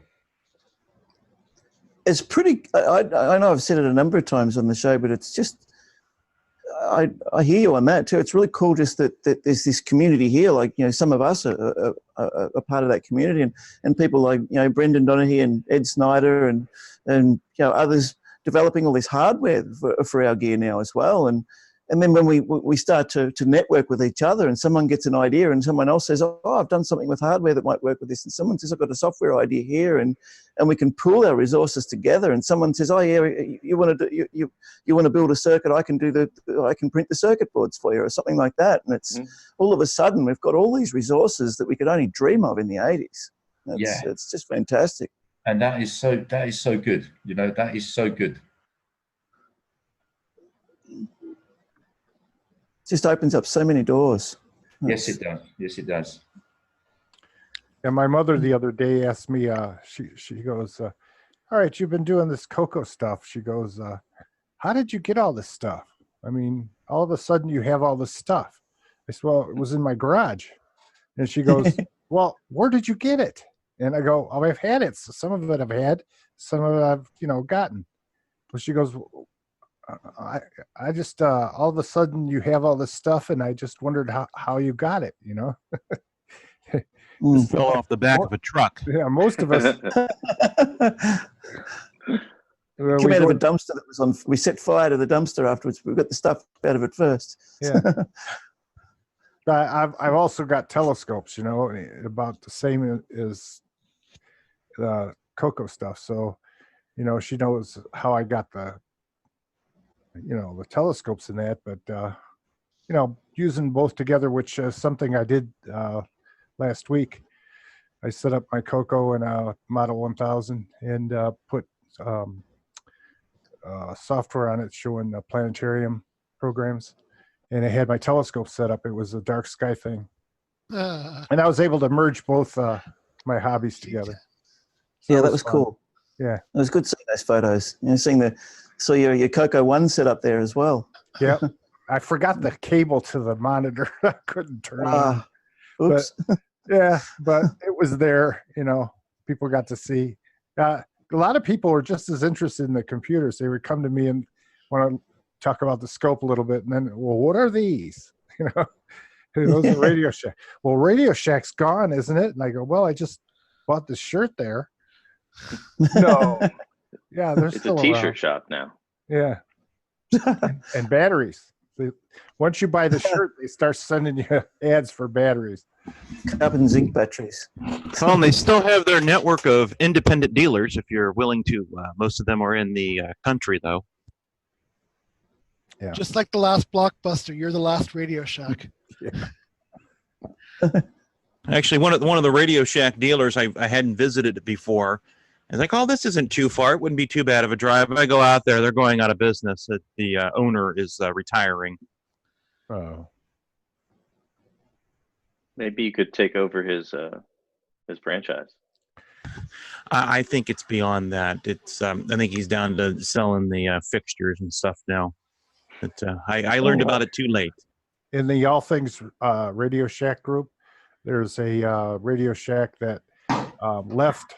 They closed from the building they were in, and they were able to reorganize and move right back in, and the sign never came down. Interesting. Yeah. That's Simon's got some more floppies. And, looks like he has a few 25s. And you got an MC10 that's, I guess, supporting the floppies.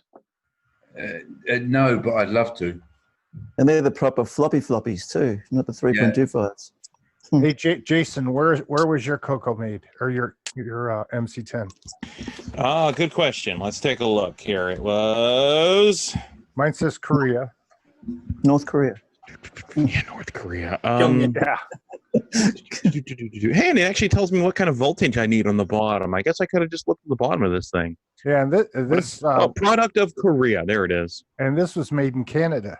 I don't have one of those. I'm limited to 4K, so unfortunately that limits me to just a very small collection, or part of the Jim Gary collection, and so I can get more RAM for it. So it's an MC10.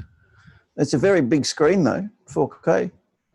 So no, that's it. 4K. I'll get my code. Don't have one of those. Again. Don't have one of those. What's that? A parallel? Oh, no.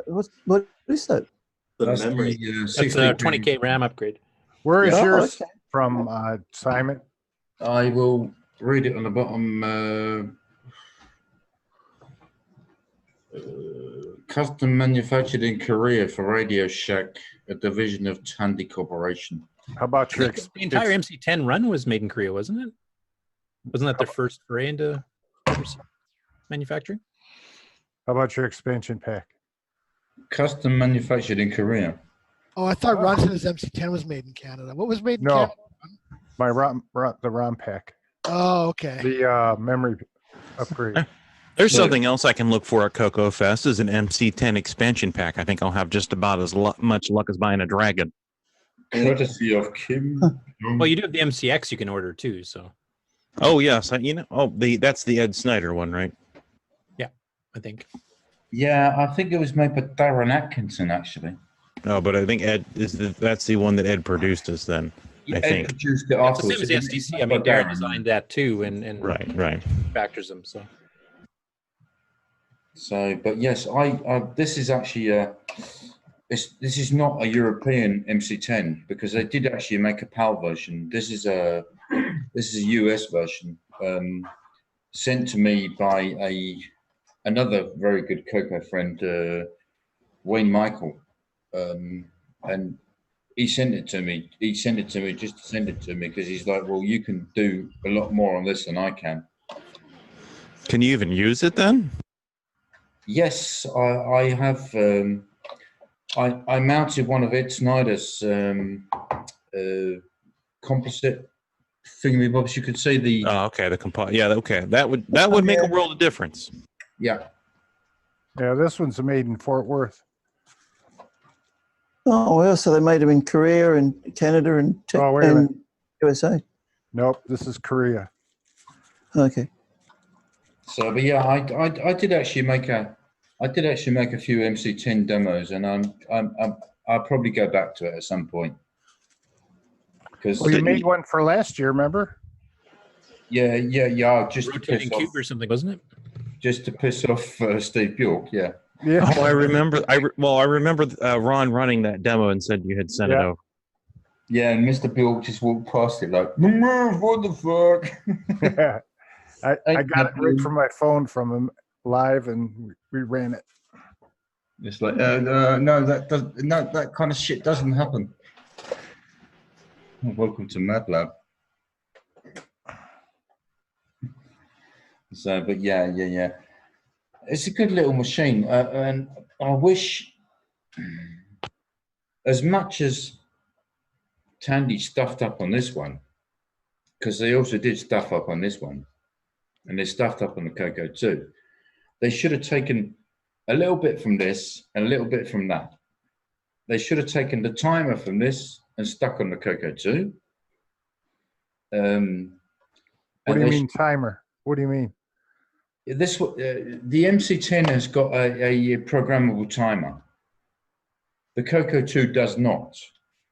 And if the Coco 2 had a programmable timer, it would be so much better. When you say programmable timer, you mean like something like a dedicated hardware? A dedicated hardware programmable interrupt-driven timer, basically like the Coco 3 has for like driving sound, for example. Exactly. Oh, yes. Okay. And the MC10 has got a timer, but the bad thing they did with the MC10 was not connect the last address line for the VDG. So even though you expanded it, you could not get a P mode full screen because only 7 out of 8 address lines were connected. So the top half of the screen will be repeated at the bottom half of the screen. It's like a stupid oversight. Why did Tandy do that? Because it was originally designed as 4K. Oh, okay. Yeah, basically you were limited to any of the 3K and under modes. So like a P mode 3 can't do it. P mode 4 can't do it. Well, hold You on, can do it everybody. P mode 4. I shouldn't say can't do it. You can't do it. Did Tandy do that? There we go. Professional show, everyone. And the other thing would be like, well, yes, they didn't connect the last address line of the VDG, fine. But why the heck did they not connect one of the sync lines to something? You know, like V-Sync or H-Sync to something. No, it's not connected.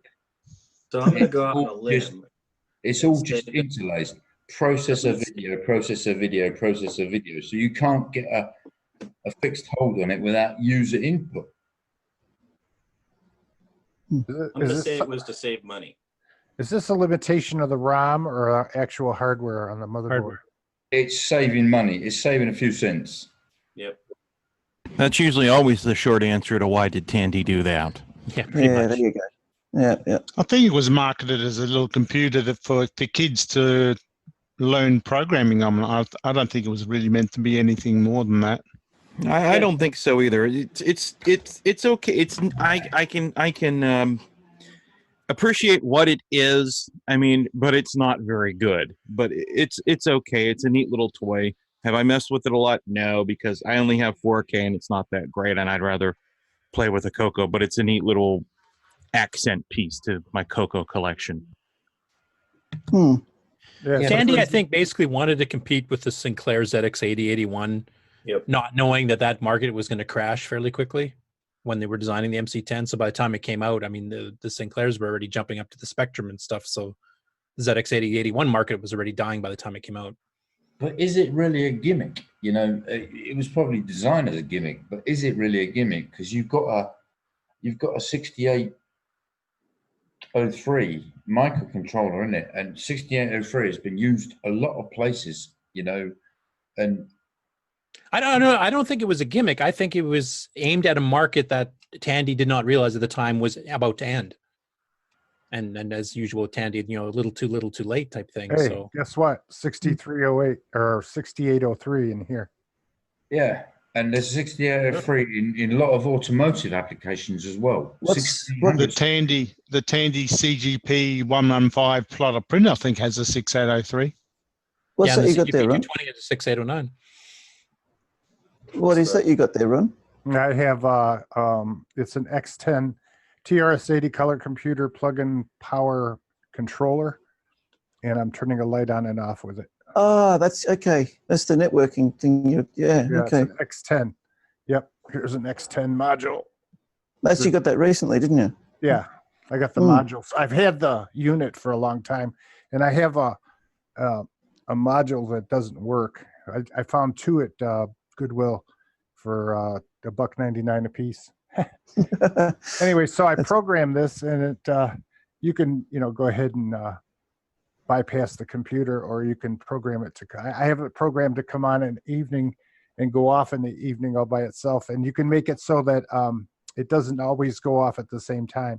You can have it go off a few minutes earlier, a few minutes later, in what's called security mode. It's got a real-time clock. Yes, it has a real-time clock. It does inside. I have something else here. It's not Tandy, but I need to experiment with it at some point in time.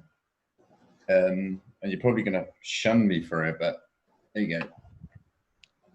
Oh, yeah, Icon. Electron. Oh, wow. Haven't heard. I've got one of those. Haven't heard about one of those for years. Yeah, I've got to play with that at some point in time. I mean, it's got the same CPU as the 64, the 6502.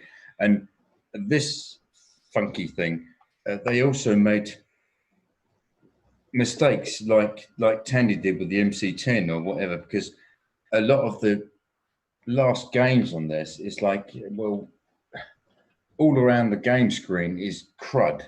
And why is there crud all around the game screen? Because that's your code, you know? I heard that has the same VDG as our machine. Yeah. Yep.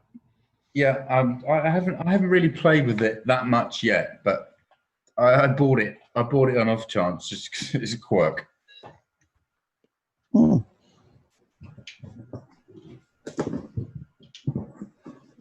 Is anybody here running Cloud9 PS2 keyboards on any of their CoCos? No. I mean, my Coco keyboards are pretty new. One was new old stock. So I have a kind of an ergonomic setup I'm okay with using the Coco keyboard. Mm-hmm. Yeah, I'm curious about whether you had the PS2 USB to PS2, so you could use a USB 3 keyboard on a PS2 computer. I'm wondering whether the Cloud 9 will work with that. Whether you could use, I know certain USB keyboards wouldn't work with the PS2 adapters, but some would. And I'm just wondering if the ones that would work on a PC would also work with the Cloud 9. Maybe it's something to ask them, I suppose. Yeah, you might have to test that. For me, it feels too much like an emulator to me, and I'll have to figure out how to map all the keys, and that's why I'd rather use the Coco keyboard. But I know you have a different problem with your Coco 3, so you're looking for any keyboard. Yeah. Yeah, absolutely. Yeah, I don't have F keys at all. I've got a chiclet keyboard on it. So. Make it very hard for you to run Twilight Terminal or OS 9 or a lot of things use the F1 keys. Yeah, and Alt and Control on OS 9 in particular are used constantly. So. Yeah.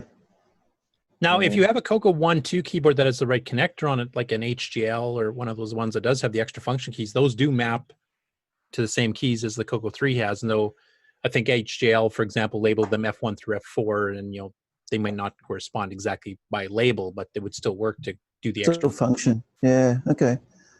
One thing I do. Oh. If we're talking about why did Tandy do that? Why did they do this? Oh dear. What?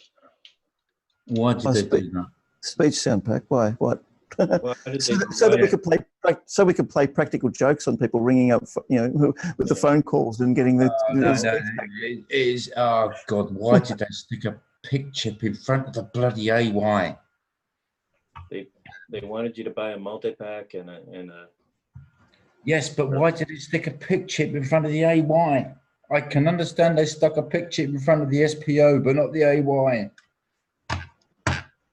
because every register, you've got one address, so you have to say, okay, I want that register in direct mode, and you have to poll it. You have to poll it. Okay, you busy, you busy, you busy. No, I'm not busy. Okay, here's your data. All right, I want the next register. You busy, you busy, busy. Here's your data. No, just no. Do not do that to an AY chip. Should mention here, Jim Brain piped up in the chat here concerning USB keyboards. He says if the USB keyboard works with a passive PS2 adapter on a PC, it should work with the Cloud 9 adapter. Perfect. That was my question. But he does mention, as you mentioned before too, that not all USB keyboards will work. They need a PS2 fallback. Yep. Yeah. My Coco 3 in the background there. This is my Coco 2 Coco 1. Sorry, that the chiclet keyboard came out of. So it's keyboardless at the moment, and that's got a Coco VGA in it. So I want to get that one back up and running again. You can see there on the back. There's the Coco VGA, and that's 64K. It's extended color basic and everything. And I've got a Model 4 case on the way. I think I posted, some of you might have seen the post I made on Facebook about it. Yep. So I was originally toying with the idea of putting the Coco 3 in that, but then I thought, no, I've only got one Coco 3 here, and I want to keep that one in the original case. I've got 3 Coco 1s, so I figured I'll put this one, graft this one into the Coco, into the Model 4 case, and so it's another one I need a keyboard for. And I figured if I'm going to do that, I might as well go for the Cloud 9 option and make use of the extra space in the Model 4 keyboard area. Is your Coco 3 a proper PAL version, or is it an NTSC? Yeah, it's a PAL version, so it's got a decent composite output. So that's running a composite output in the background there onto a Sony broadcast monitor. Yeah. So what about yours, Nick? Is that PAL or is that? I have a PAL one and an NTSC one. Now, what do you develop on? The NTSC one. Right. Because mine is a bit of a bastard. I'm sorry, it is a bit of a bastard because it's an NTSC where someone has taken like a Coco 2 transformer. So is mine actually. Yeah. So I'm running an NTSC one, but I've got a Coco well, a PAL Coco 3 transformer in it. I just swapped them over and it all works. Yeah, so you're actually running a bit of a bastard, yeah. Yeah. So yeah, I'm learning all otherwise these technical terms this episode. This is awesome. Well, basically, didn't you and John swap motherboards or something? Not with John. I picked this up off someone else that was selling just the motherboard, and I put it into a PAL case, and it all works. Because I think I've not ever tried the RGB output on mine. I've only ever used the composite output. It's like, oh my god. Oh god, that's terrible. Yeah, it is terrible because you've got an NTSC machine and you're running 50 hertz at 220 volts. Yeah. That shouldn't make any difference. It doesn't make a difference, though. Yeah. Because the power supply itself is, you're not getting any clock signals from the power supply. No, you're not. So the video is still 60 hertz. It's all just like a normal NTSC one. Yeah. What comes out of mine looks like turd. Sorry. It looks well, like the NTSC composite is NTSC garbage. composite is turd. Yeah. It looks like Another technical term. Day after. I'd heard all these reports from everybody when I got the Coco 3 here, and everyone was saying how horrible that the composite output looked. And I plugged the composite output in mine into a composite monitor. I thought that looks pretty good. I thought, PAL's different. Yeah. That's what I has heard. that extra PAL's board actually in got the the bottom. proper. Yeah, it's got a proper decoding board from the RGB. From the RGB, yeah. Yeah, but does that board actually supply the extra 50 lines? The extra what? Sorry. The what? 50 scan lines. No. It takes the RGB output from the gimme and converts it to composite. Because I don't know. Oh, I see what you mean. Yeah. It probably does. Yeah, it probably does. Well, it's a PAL two scan lines, and the PAL's got 312. On a PAL, so it's got a PAL encoder chip on this board. Yeah. Yeah, it is proper. It's 625 interlaced. It's in two. Does it also honor? Does it also honor the horizontal interrupt? Seems to, yeah. Because on a NTSC Coco 2, you've got like I know David's going to disagree with me, but you've got 262 scan lines because you've got 262 scan lines each half frame. Let's put it that way. Yeah, for each field you do. Yeah, that's right. Yeah, exactly. And on PAL, you've got 312. Yep. And the PAL will actually honor the H-sync signal for the 312 scan lines. But this is where the Dragon is a bit funky, because the Dragon 32 will honor all the scan lines, but the Dragon 64 will not. The Dragon 64 just has a delay circuit after the 262. Oh, so it's only one field. No, it's two fields, but it just has a delay circuit for the extra 50 scan lines on PAL. So if you're just doing an NTSC style one and then just doing a delay to eat up the PAL lines. Yes. So it's basically duplicating. It's line doubling sort of thing. So if you're trying to make, say, music based on a horizontal scan, which I done with the Coco 2 demo with the vectors and stuff like that, a Dragon 64, it will play it fine until it gets to line 262 and you have a big fat delay and it goes. Charming. That would have been frustrating when you first discovered it. Yes, very frustrating. So yeah, but that's funny, isn't it? That is really fun. It's funny discussing the pedantics of fields versus frames versus scan line. What you're saying is I get what you're saying about the 320, the 312, and all the rest of it.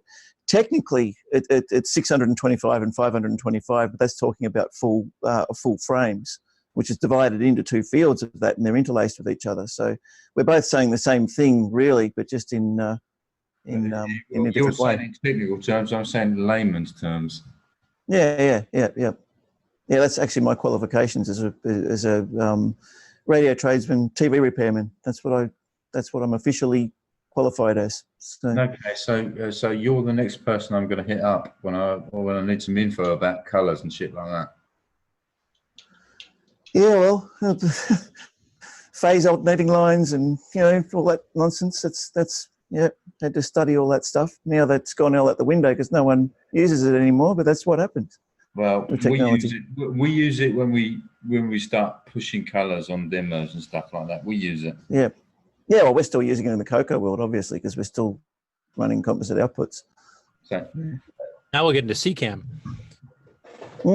Yeah, CCAM, PyCam. All Next on Video Standard Talk. Yeah, there we go. I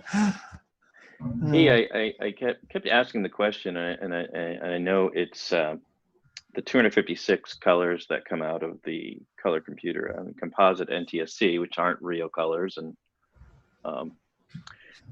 but it is there, and a system was developed by Sundog Systems called Graph Express. Jeff and Steiler. during the did Sundog or anyone else use that program to develop any software? Aside from the demos built in there, I don't believe so. There was some confusion. I actually talked to Glenn Dahlgren about this years and years later, because the way the manual is worded is that you had to get permission from them to include the engine if you wanted to sell any, and they would make royalties or whatever. Is how it was worded and how I understood it. So it sounded like you had to basically pay a license for every copy you sold of your own program that was using their engine. Now, when I talked to Glenn much later, way after he's out of the CoCo market, I was asking, like, that probably kind of hurt it because, you immediately got this upfront cost making your own game as you have to pay those licenses. And he said, well, no, we would have given it away free for most people. And, but that was never made clear. So, I mean, if we'd known that at the time, I think it would have been used more often, but I think a lot of people kind of balked at, having to pay extra just to include the engine to be able to do it. Well, it does exist, and it's on the archive. If I don't think you get very good. Yeah. There's the other problem with that particular program, though, with Graph Express, is that it eats a fair bit of memory itself. Like, it takes away a lot from what your basic program could be doing. You're left with like maybe 16K.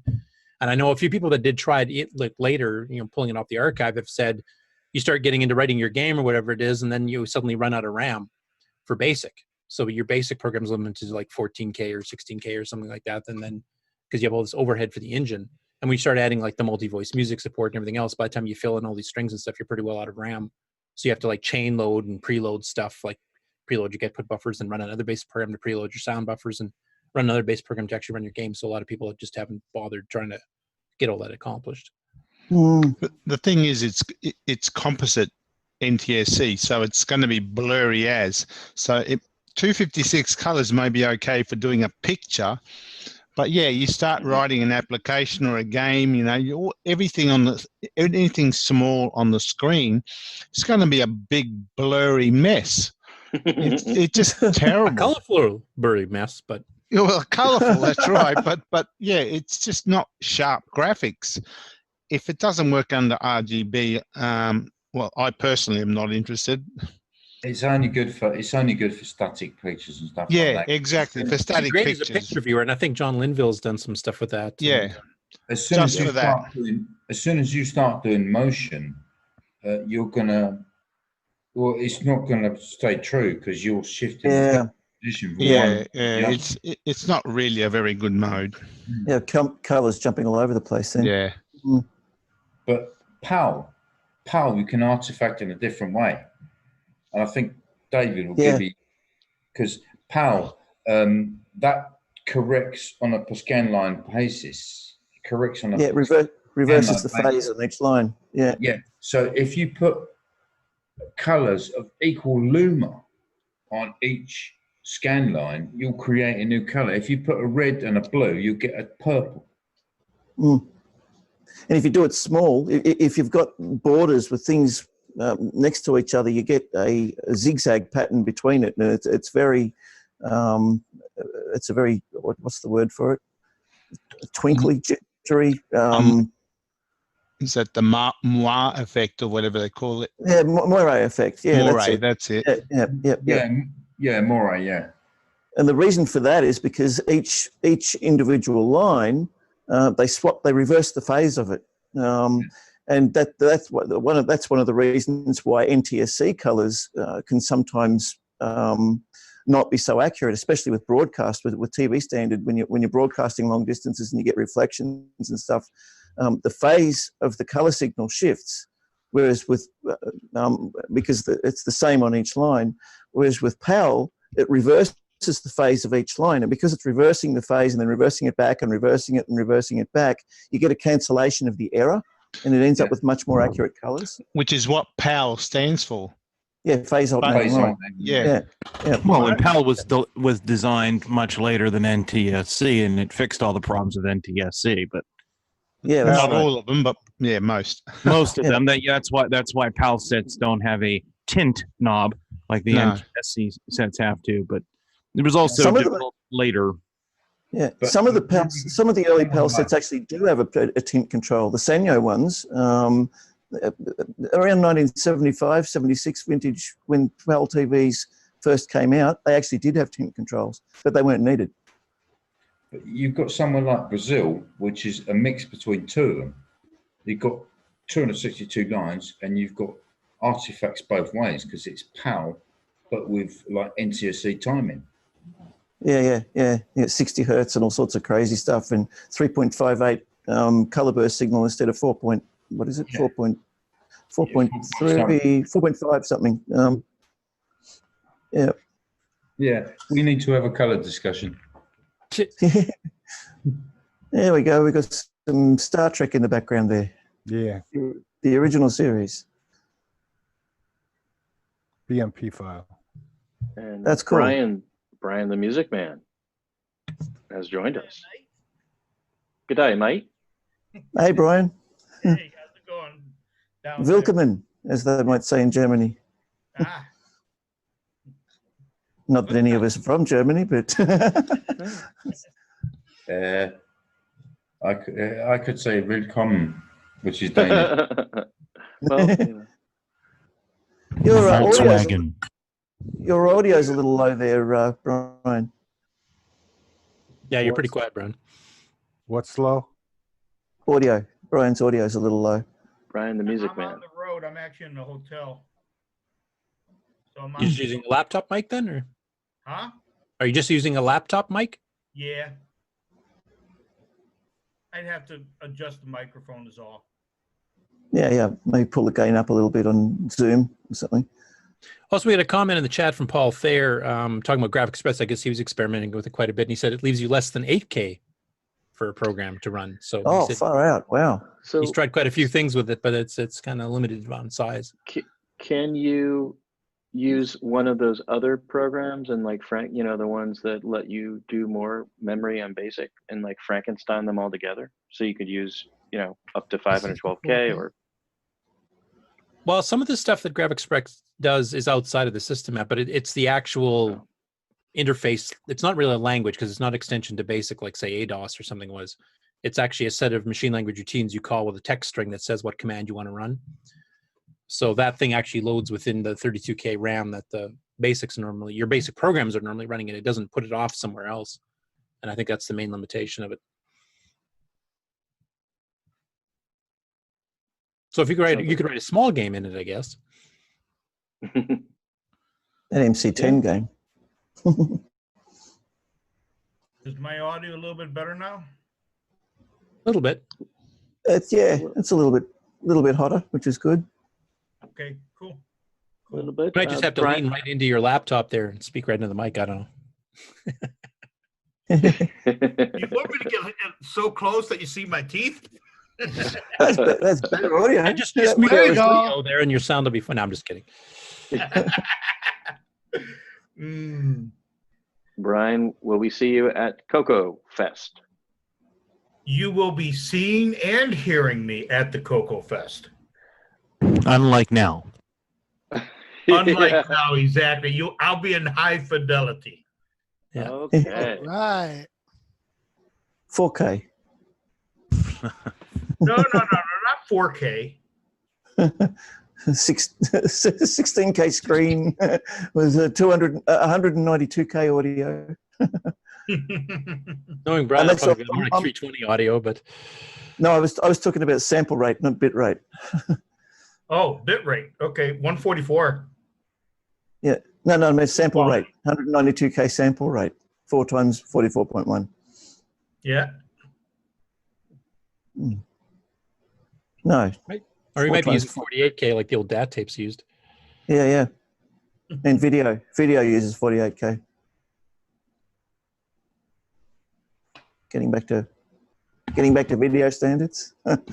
TV used 48K and Betacam Betacam Digital that used 48K audio. Yeah, coming up next, we're going to debate which was better, VHS or Beta.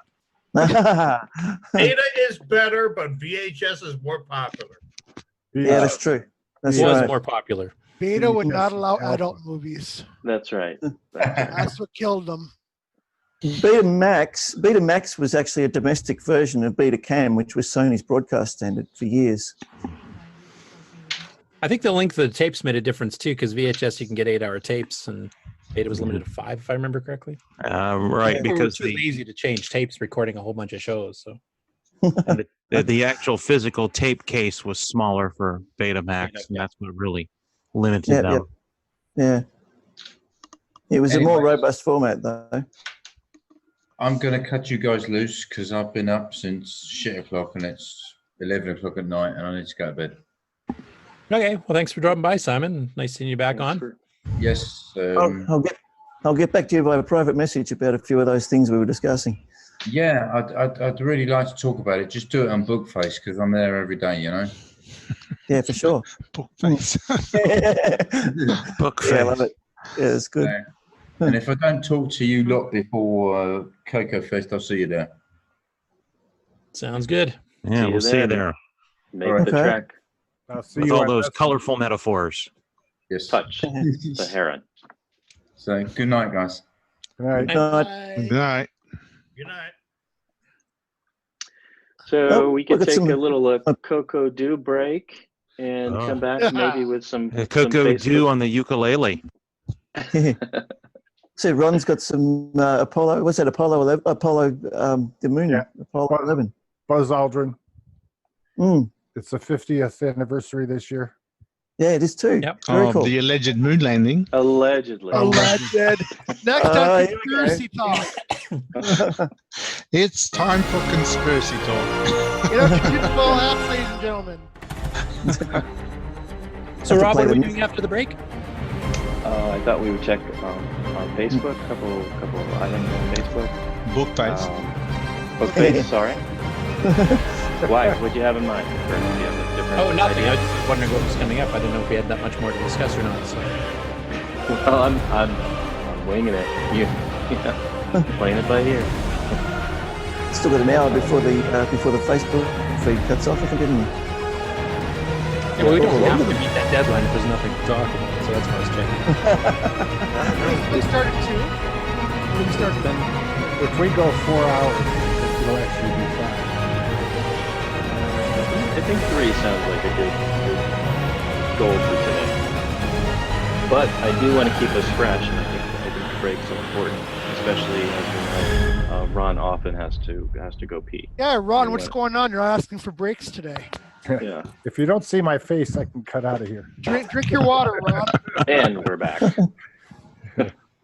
I'd like to just we'll be note right you saw back Mr. Mark after these Overhoser, and I have words. my Mark Overhoser hat. Where is Mark? The geek goggles. You saw Marco? Oh, he did. He was in the bumper. Ah, you were actually watching the commercials. Well, it was right as we started, so I saw that part. Hey, Bruce, who is Paul asking about? Who's going? I guess Bruce Moore. Is D Yeah, Bruce Vocal Moore Studio going? is Bruce. Yes. Bruce Moore, are you going to CoCoFest? He is not. Breaking news. D. Bruce Moore is not going to CoCoFest. In the chat there, I noticed someone's mentioned a serious echo. Is that like an audio problem on the stream, or? Oh, maybe it was. It sounded great on Zoom. Perhaps one of my settings was, either no audio or you get double audio. So just be happy you had double or nothing. Yeah. Be happy you had audio at all, Ken. At this Back in my day, we didn't have audio. This episode of CoCoTALK is coming from a Coco one in POKE 65497,0 mode, and the memory is getting scrambled. That's right. So I don't know, Mark, if you want to throw up Facebook, go through some of the stuff that was posted. We could briefly talk about. I got Twilight Term working, and I went on a couple of pretty graphic, intensive ANSI bulletin boards. I don't have a Facebook account. Okay, that is going to be a problem. What? Well, that works. How'd you get it going? Well, I think a lot of the stuff that's on the image that you can download for your SD, the SDC, I think a lot of those files do have some problems and corruption. So Tom C recommended I download the actual file from Sockmaster's website, which I did.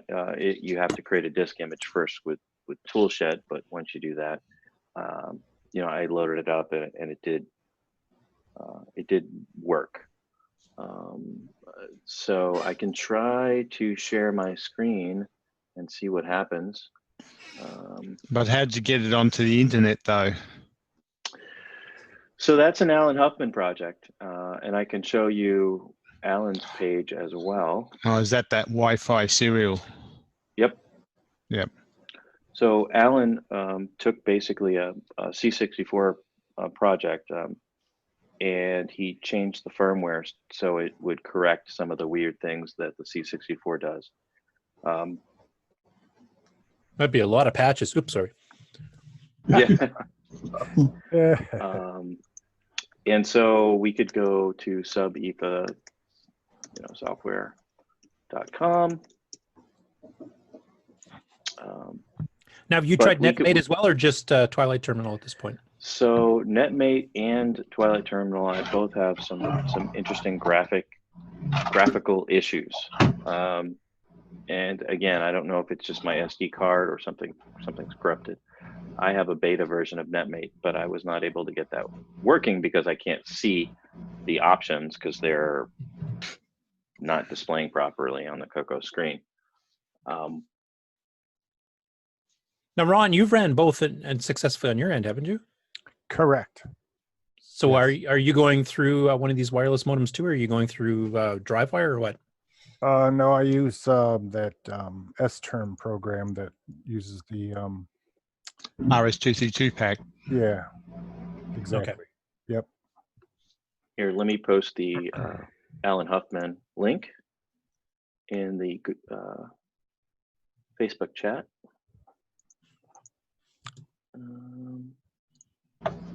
Here we go. And then I am going to try to share my screen and we'll see what happens.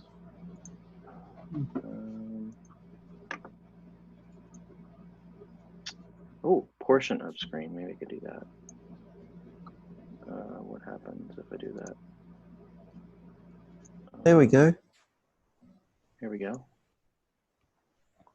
Oh.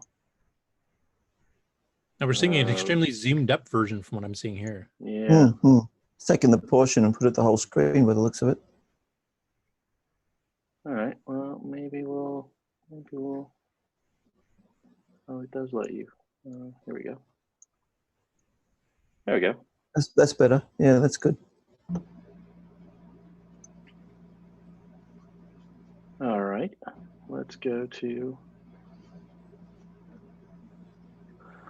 So I forget which program this was. I was having trouble getting it to work at first, the modem, because I didn't know what baud rate it was set. But then I figured that it was set at 1200, which was good because most software can't support the native 9600 over the bitbanger port.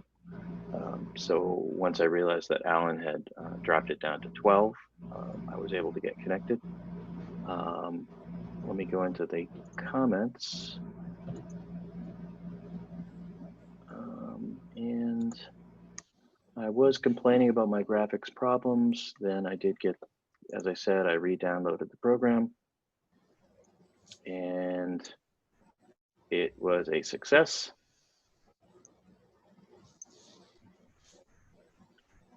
And so first thing I wanted to do is obviously test out Sockmaster's program and see if it could display something that was very colorful. And it certainly was able to do that. And then I moved, this was pretty slow at 1200 baud, as you can imagine, but I did up it to 9600 and it was flawless at 9600 and much faster.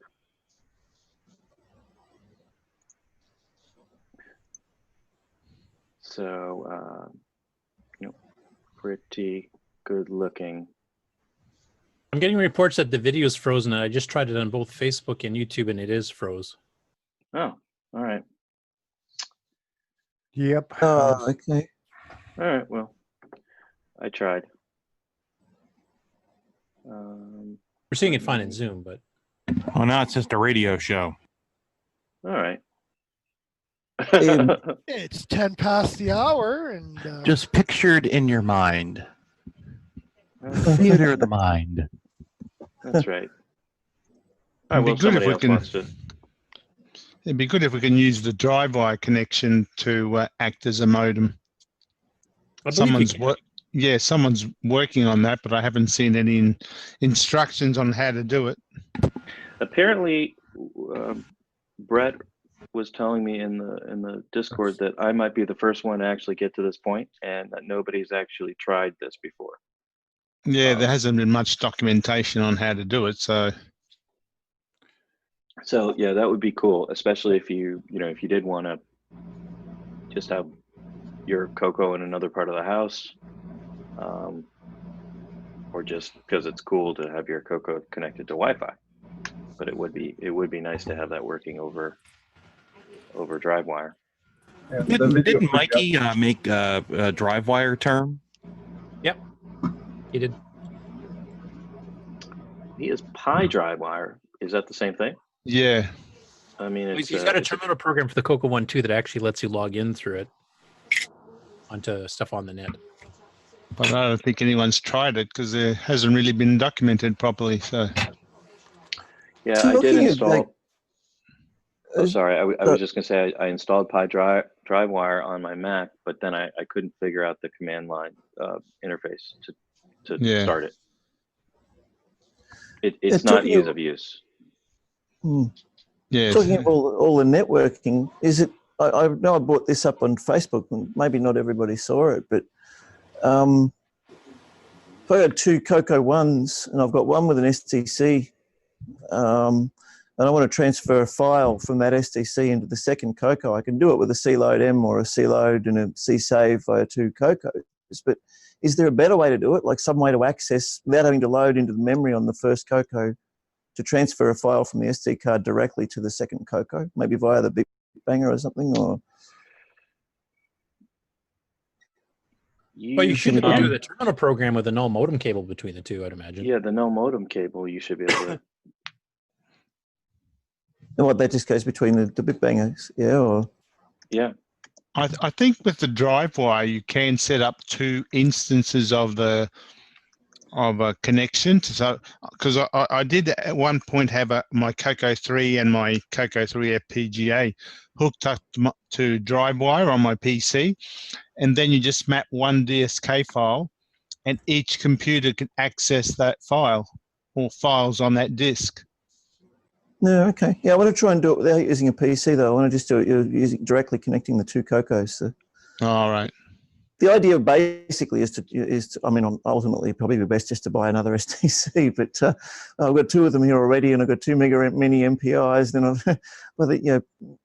all of us, I was using 2 of them on both CoCo 1s, but since I've got the CoCo 3, I've switched the Mega Mini and whatnot onto the CoCo 3. I'm just trying to avoid spending a fortune on all these peripherals every time I get another CoCo.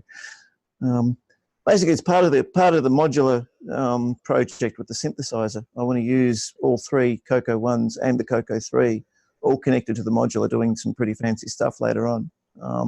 And rather than having to buy a STC card for each one, I thought there'd be a way I could have one master STC card and then network that to each of the CoCos and load the programs in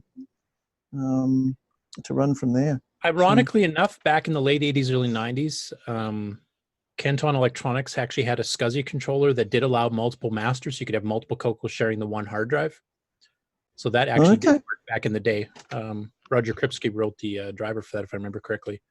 But he actually had it even with CoCo 1s and 2s, not just CoCo 3s. He actually had one SCSI card plugged into his adapter with a SCSI drive on it, hooked up to 2 CoCo 1s, and they could both access the virtual disk simultaneously. Oh, that's cool. Yeah, maybe it might SCSI, because that's part of the SCSI spec. You could have multiple slaves and multiple masters. Yeah. I mean, in the meantime, I can do it just with with C-load M's and all the rest of it, and transfer by the cassette port. But it's slow and it's messy because I've got to load each program into the master CoCo before I can transfer it into the others, basically. Yeah, DriveWire's fast though. Yeah, I mean, I suppose I could do it by using a PC connected to them all as well. I mean, if I'm going to be connecting 4 CoCos in the modular, then it's probably not much just to connect a laptop to it and do it that way. Maybe that's the best way to do it.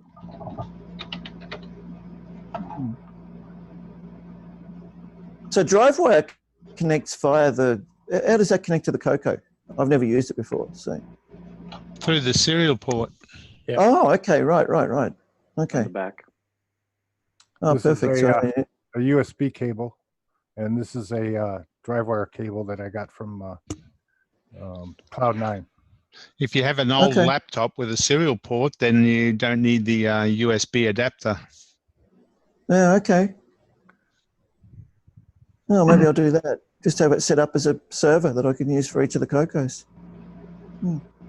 Yeah, I do it off an old laptop. That's got a serial port on it. You can see I got 2 drives up, but you can actually put 4 up. And what's nice about DriveWire is you don't have to keep turning off your CoCo to display pictures, at least. I have a High Color 2 program in there, and I can just keep changing drive 1, 2, 3, 4. I can go all the way down to 9, is it? 9 different drives, so you could keep feeding one program with different drives, which makes it neat. Yeah, that's cool. Yep. Yeah, you can also use DriveWire with a virtual CoCo also on your laptop. So if you need the high speed for doing stuff, you can do that, and you can have both hooked up at the same time. I do that for some of my music development and some of my program development. I do it on the virtual, compact it and pack it up and toss it over onto a virtual drive and move through DriveWire, and that works out real good. By the way, is my audio any better now? Yeah. Yeah, a lot better. Yeah, heaps better. And David, also, if you have DriveWire hooked up, you can then use it as MIDI as well, because it uses the PC as a MIDI box. As a sound box, rather. So any MIDI software running on the CoCo could actually talk via DriveWire, making it think it's talking to a MIDI synthesizer. Oh, yeah. Okay. DriveWire is pretty good. I'll have to experiment with it. Yeah, I haven't like been able to get the MIDI part working, but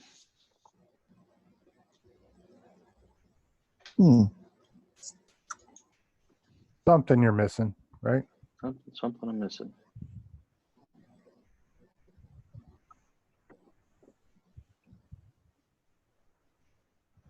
What else do we've got online? We've got a lot of talk. We can start the outro, and I can see if I can figure out the echo issue on the commercials, and come back after the outro and see if we've got some parting words. So let's try it, and I'm going to take a look at what's going through the audio. This concludes another episode of CoCoTALK, the world's leading live talk show featuring the Tandy Color Computer. For all things CoCoTALK, visit us on the web at CoCoTalk.live. We'd love to hear from you. Send feedback, suggestions, even segments via email to CoCoTalk@CoCoTalk.live. Consider supporting the show with a purchase of merchandise from our retro swag shop at 8bit256.com. If you'd like to become a patron of the show, click on the Patreon link on our site at CoCoTalk.live. CoCoTalk would not exist without the community and its cast and crew.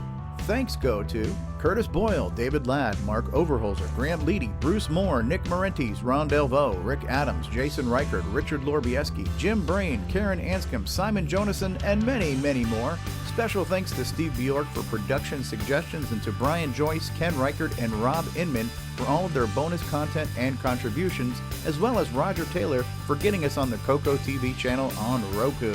Please help support the Coco community by visiting some of its contributors. The Coco Crew podcast at cococrew.org. Glenside Color Computer Club, host of Coco Fest at glensideccc.com. Jim Brain and Retro Innovations at go4retro.com. Tandy Assembly at tandyassembly.com. Boyson Technologies at boysontech.com. Get your own switcheroo and wallaby cable at CoCoMan.biz. Cloud9 Technologies at cloud9tech.com.